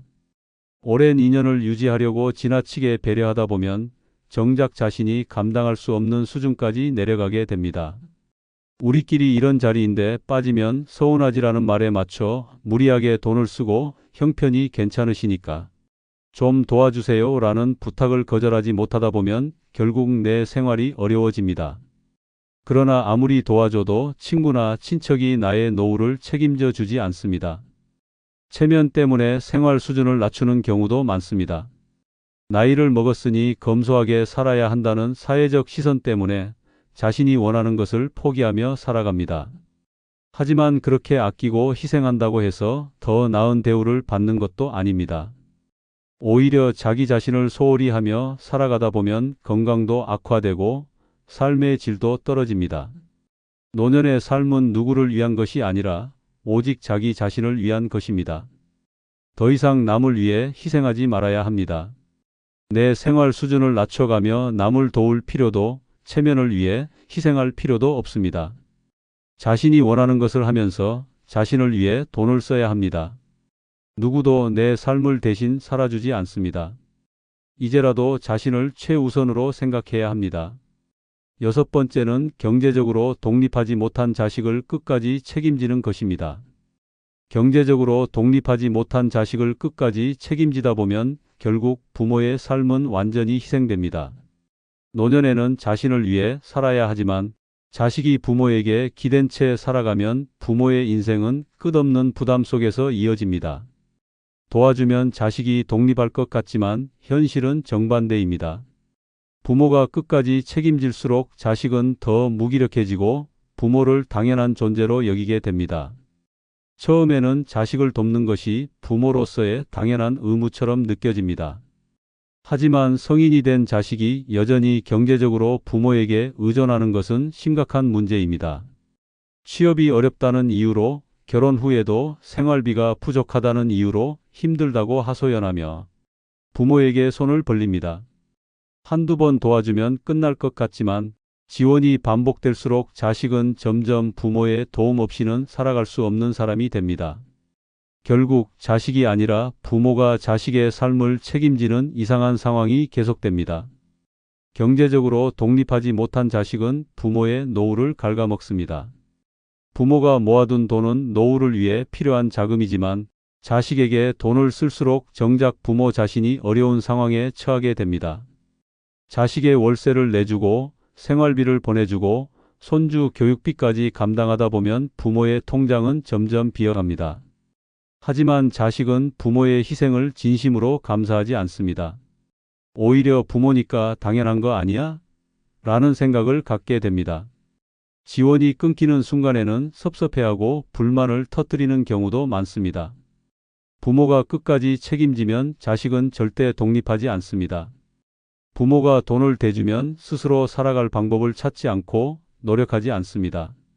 힘들어도 버텨야 할 시기에 쉽게 도움을 받아버리면 결국 자립심을 기르지 못합니다. 성인이 된 자식에게까지 용돈을 주고 생활비를 대주는 것은 자식을 돕는 것이 아니라 망치는 일입니다. 결국 부모가 세상을 떠난 후에야 현실을 깨닫게 되지만 그때는 이미 너무 늦어버립니다. 노년에는 자식을 책임지는 것이 아니라 자신을 책임져야 합니다. 부모로서 할 만큼 했으면 이제는 손을 놓아야 합니다. 더 이상 돈을 주지 않아도 생활비를 지원하지 않아도 자식은 살아갑니다. 힘들어도 스스로 헤쳐나가야 진짜 어른이 됩니다. 부모가 끝까지 자식을 책임지려 하면 결국 부모와 자식 모두 불행해집니다. 이제라도 끊어야 합니다. 그래야 부모도 자식도 제대로 된 삶을 살아갈 수 있습니다. 7번째는 경제적으로 독립하지 못한 자식을 끝까지 책임지는 것입니다. 각종 모임에서 쓸데없이 한턱을 쏟아보면 결국 사람들은 나를 지갑으로만 보게 됩니다. 처음에는 고마워하지만 점점 그것을 기대하고 당연하게 여깁니다. 한 번 사주면 다음에도 그 다음에도 바라게 되고 거절하는 순간 서운하다는 말이 돌아옵니다. 결국 모임에서 인정받기 위해 쓴 돈이 나를 더 쉽게 무시하게 만드는 결과를 낳습니다. 노년의 모임은 젊을 때와 다릅니다. 젊었을 때야 돈을 쓰면서도 다시 벌 기회가 있지만 노년에는 한 번 나간 돈을 다시 채우기가 어렵습니다. 하지만 체면 때문에, 어른으로서의 책임감 때문에 혹은 주변의 기대 때문에 계속해서 돈을 씁니다. 내가 한턱 내겠다는 말을 쉽게 하다 보면 사람들은 그것을 당연한 습관으로 받아들이고 점점 더 많은 것을 요구합니다. 가장 큰 문제는 한 번 지갑을 열면 멈출 수 없다는 것입니다. 처음에는 작은 금액으로 시작하지만 시간이 지날수록 점점 부담이 커집니다. 식사값을 내고 술값을 내고 여행을 가서도 먼저 계산하는 사람이 됩니다. 어른이니까 형편이 되니까라는 말에 속아 계속 내다 보면 정작 내가 필요할 때는 아무도 도와주지 않습니다. 돈을 쓰면서도 관계가 깊어지는 것이 아닙니다. 돈을 쓰는 사람은 항상 환영받지만 막상 돈을 안 쓰면 사람들이 멀어지는 것을 경험하게 됩니다. 결국 돈으로 유지된 관계는 돈이 끊기는 순간 함께 사라집니다. 진짜 친구라면 내가 밥을 사든 안 사든 변함이 없어야 하지만 돈을 기대하는 사람들은 내가 한턱을 쏘지 않으면 자연스럽게 거리를 둡니다. 노년에는 돈을 지키는 것이 인간관계를 지키는 일입니다. 모임에서의 허영심과 체면을 내려놓아야 합니다. 돈을 써서 얻는 인기는 진짜가 아닙니다. 필요한 곳에 돈을 쓰고 나를 위해 돈을 써야 합니다. 쓸데없이 한턱을 쏘며 사람들의 기대를 높이는 순간 내 노후는 불안해질 수밖에 없습니다. 이제는 함부로 지갑을 열지 말아야 합니다. 내 돈을 지키는 것이 곧 내 존엄을 지키는 일입니다. 좋은 사람으로 보이려 베풀면 결국 남는 것은 상처뿐입니다. 도움을 주던 사람들도 더 이상 받을 것이 없다고 생각하는 순간 등을 돌립니다. 돈을 주고도 고맙다는 소리조차 듣지 못하고 오히려 서운함만 남습니다. 베푸는 대신 이제는 지켜야 합니다. 내 돈, 내 시간, 내 에너지를 함부로 내어주지 말아야 합니다. 누구도 나의 노후를 책임져 주지 않습니다. 마지막까지 나를 지킬 수 있는 것은 오직 나 자신뿐입니다. 구독, 좋아요 해주시면 더 좋은 영상으로 보답하겠습니다. 감사합니다. 김할머니는 오늘도 혼자 눈을 떴습니다. 차가운 침대의 한쪽이 텅 빈 채로 남아 있었습니다. 남편이 세상을 떠난 지 벌써 8년, 그러나 그 공허함은 여전히 생생했습니다. 잠에서 깨어나도 반겨주는 사람 하나 없이 침묵만이 방 안을 가득 채우고 있었습니다.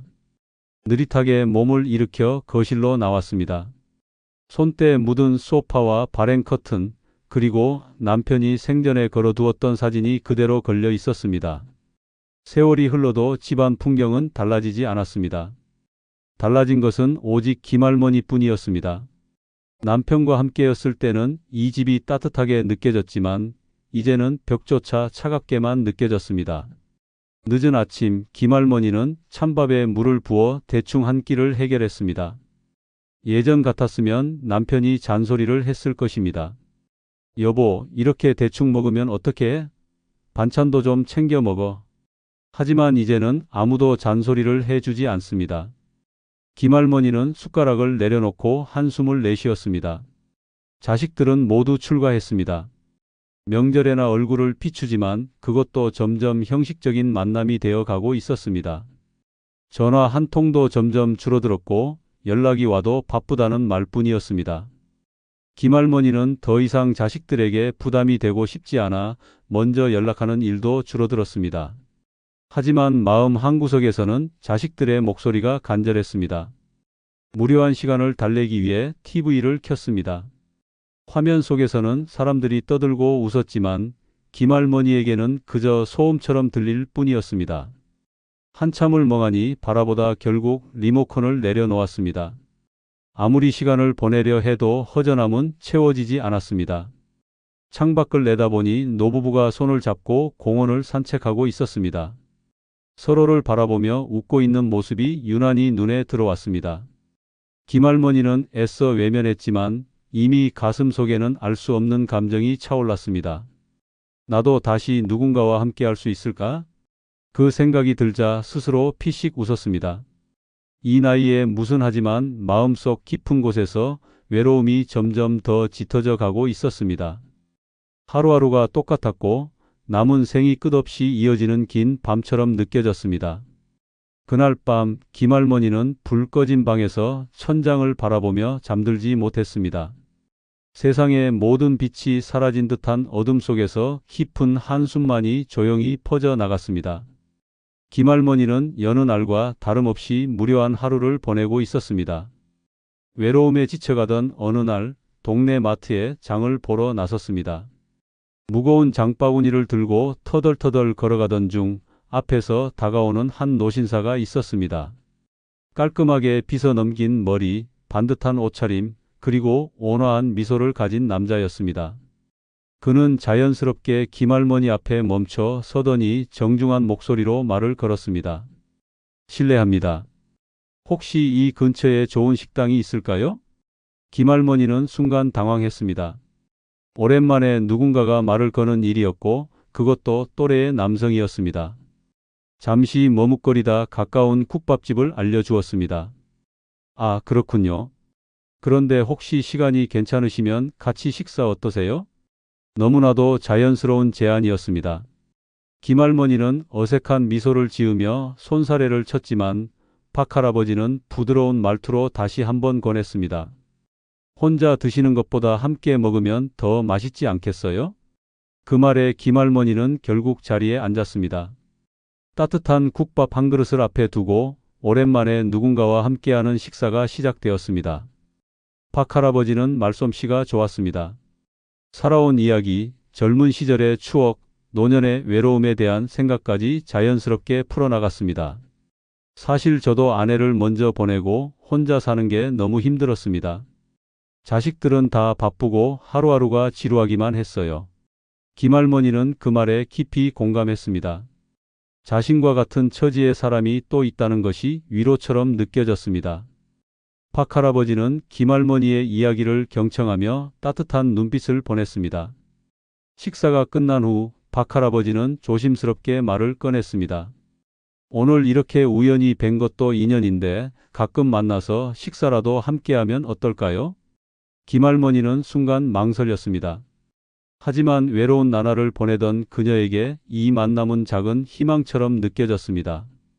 결국 김할머니는 조심스럽게 고개를 끄덕였습니다.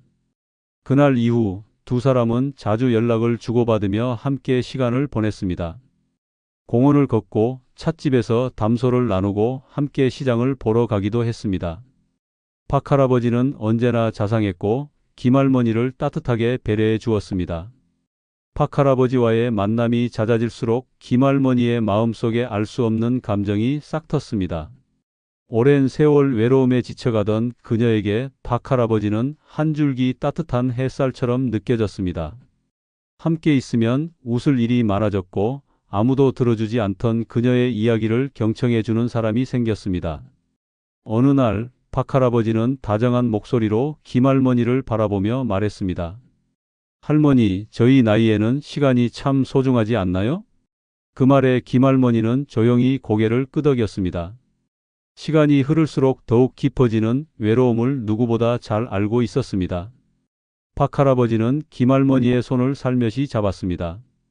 혼자 사는 것도 이제 지겹지 않으세요? 저와 함께하면 어떨까요? 심장이 크게 요동쳤습니다. 예전 같았으면 손을 뿌리쳤을지도 모릅니다. 하지만 지금은 달랐습니다. 박할아버지의 손길은 따뜻했고 그의 눈빛은 진심처럼 보였습니다. 김할머니는 불안과 설렘이 뒤섞인 마음으로 조용히 입을 열었습니다. 저 같은 사람을 받아주실 수 있겠어요? 박할아버지는 미소를 지으며 단호하게 대답했습니다. 함께라면 더 이상 외롭지 않을 겁니다. 그날 이후 박할아버지는 적극적으로 재혼 이야기를 꺼냈습니다. 그는 김할머니에게 미래를 함께하자는 말을 자주 했고 결혼하면 외롭지 않을 거라고 장담했습니다. 자식들에게 이야기하면 반대할 수도 있다는 생각이 들었지만 김할머니는 어느새 그에게 기대고 싶다는 마음이 커져가고 있었습니다. 박할아버지는 김할머니를 더욱 다정하게 대했습니다.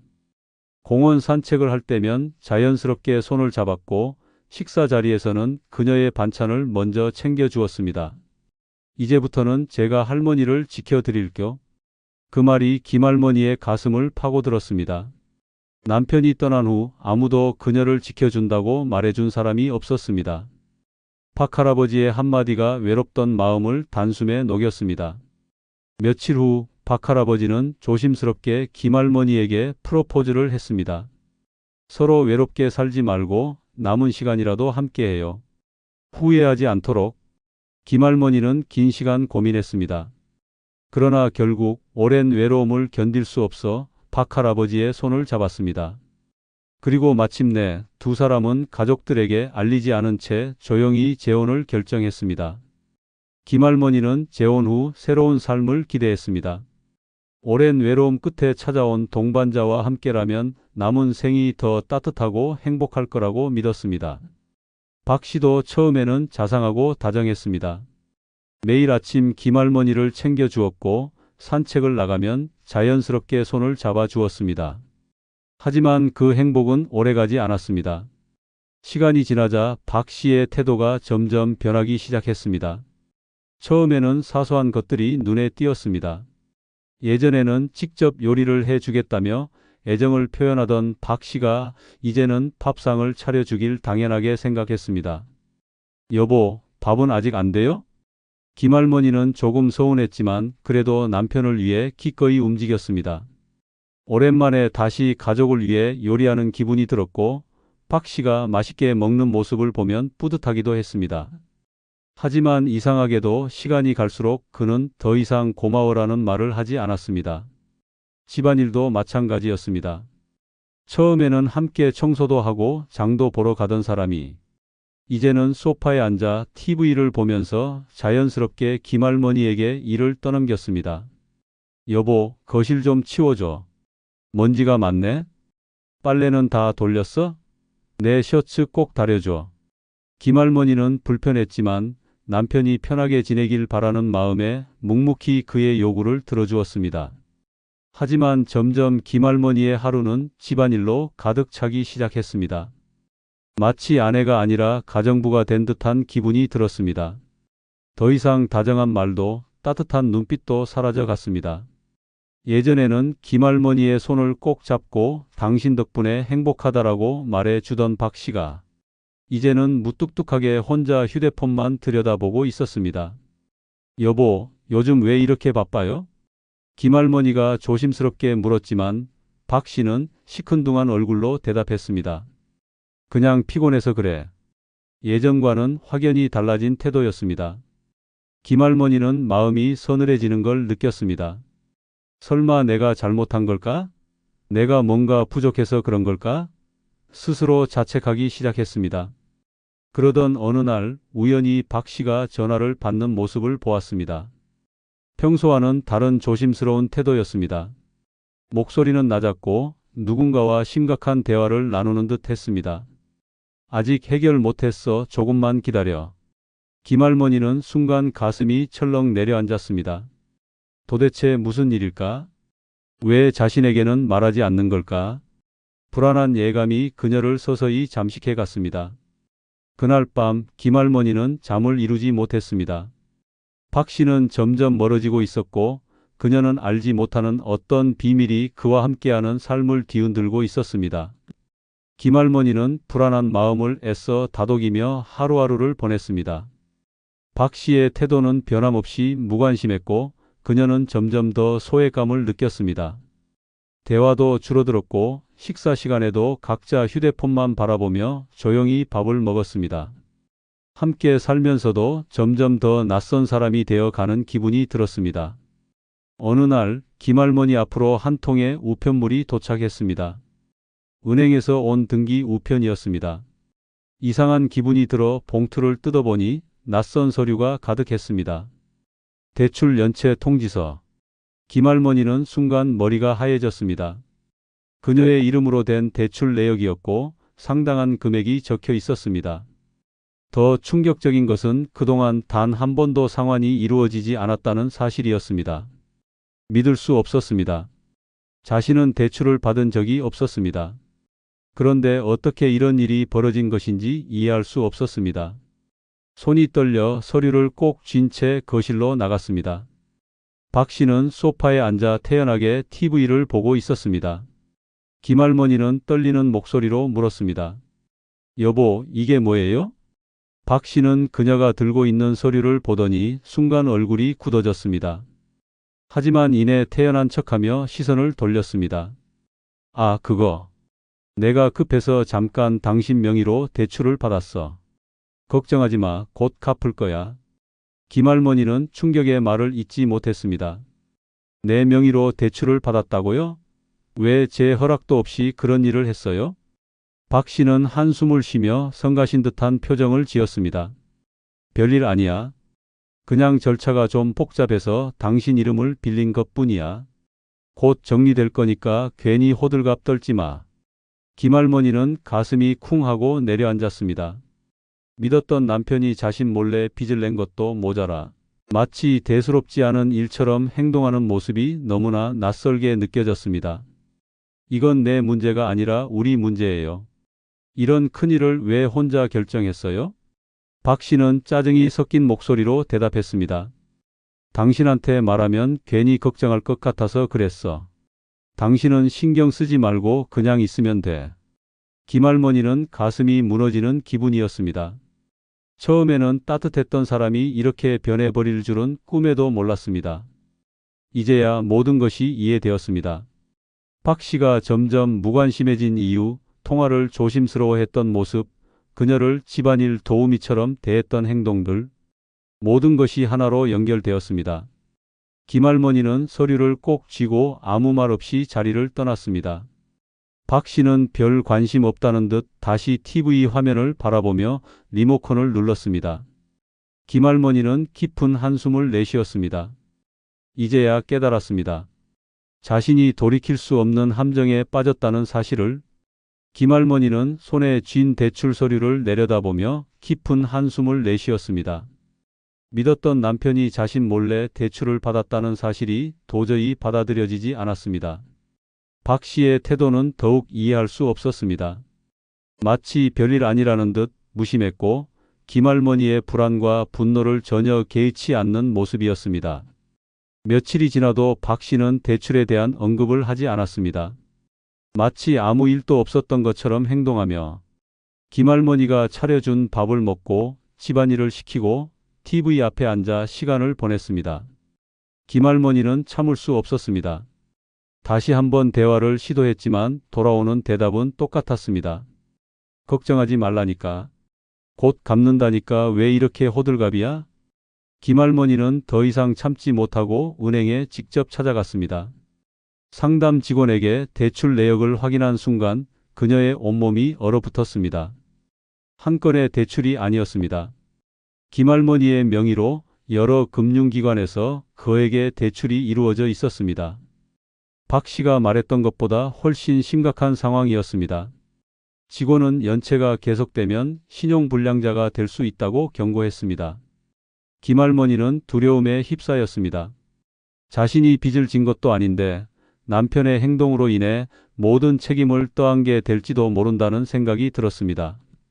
집으로 돌아와 박 씨에게 따져 물었습니다. 이게 뭐예요? 한두 건이 아니잖아요. 도대체 얼마나 더 제 이름을 이용한 거예요? 박 씨는 짜증 섞인 표정을 지으며 김할머니를 노려보았습니다. 뭘 그렇게 예민하게 굴어? 다 방법이 있으니까 조용히 좀 해. 김할머니는 억장이 무너지는 기분이었습니다. 처음에는 다정했던 남편이 이제는 대놓고 화를 내며 그녀를 무시하고 있었습니다. 그의 말투에서는 더 이상 애정도 미안함도 느껴지지 않았습니다. 오히려 자신이 문제라는 듯한 태도였습니다. 그날 밤 김할머니는 잠을 이룰 수 없었습니다. 박 씨는 자신의 삶을 망치고 있었습니다. 하지만 더 무서운 것은 이제야 그 사실을 깨달았다는 것이었습니다. 박 씨는 점점 더 뻔뻔해졌습니다. 빚을 갚기는커녕 김할머니에게 생활비까지 요구하기 시작했습니다. 당신도 돈 좀 있잖아. 당장 은행에서 갚으라고 독촉하는데 뭐라도 좀 내야 하지 않겠어? 김할머니는 참담한 기분이 들었습니다. 이제는 남편이 아니라 빚쟁이와 함께 사는 기분이었습니다. 자신이 사랑했던 사람은 어디로 갔는지 알 수 없었습니다. 혼자만의 착각이었습니다. 재혼 후 행복할 거라고 믿었던 것도, 외로움에서 벗어날 수 있을 거라고 기대했던 것도 모두 환상이었습니다. 김할머니는 깨달았습니다. 박 씨는 처음부터 자신을 사랑한 것이 아니라 이용하려고 했다는 사실을. 하지만 이미 늦었습니다. 그녀는 박 씨의 빚과 함께 깊은 수렁 속으로 빠져들고 있었습니다. 김할머니는 혼자서 모든 것을 감당하려 했습니다. 하지만 감당하기엔 너무 벅찼습니다. 은행의 독촉 전화는 끊이지 않았고 남몰래 쌓여가는 한숨이 점점 깊어졌습니다. 밤마다 잠을 이루지 못했고 밥을 먹어도 입맛이 없었습니다. 몸과 마음이 점점 무너져 가는 것을 느꼈습니다. 더 이상 혼자서는 해결할 수 없다는 사실을 깨달았습니다. 고민 끝에 자식들에게 전화를 걸었습니다. 그동안 재혼을 알리지 않았던 미안함과 부끄러움이 마음을 짓눌렀지만 더 늦으면 돌이킬 수 없을 것 같았습니다. 통화를 한 지 얼마 지나지 않아 자식들이 급히 집으로 찾아왔습니다. 오랜만에 보는 자식들의 얼굴을 마주하자 그동안 참아왔던 감정이 한꺼번에 터져 나왔습니다.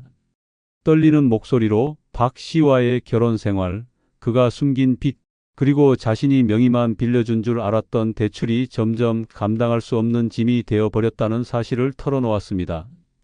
자식들은 충격에 빠졌습니다. 믿을 수 없다는 표정을 지으며 한동안 말을 잇지 못했습니다. 가장 먼저 분노한 것은 큰아들이었습니다. 어머니, 왜 이제야 말씀하셨어요?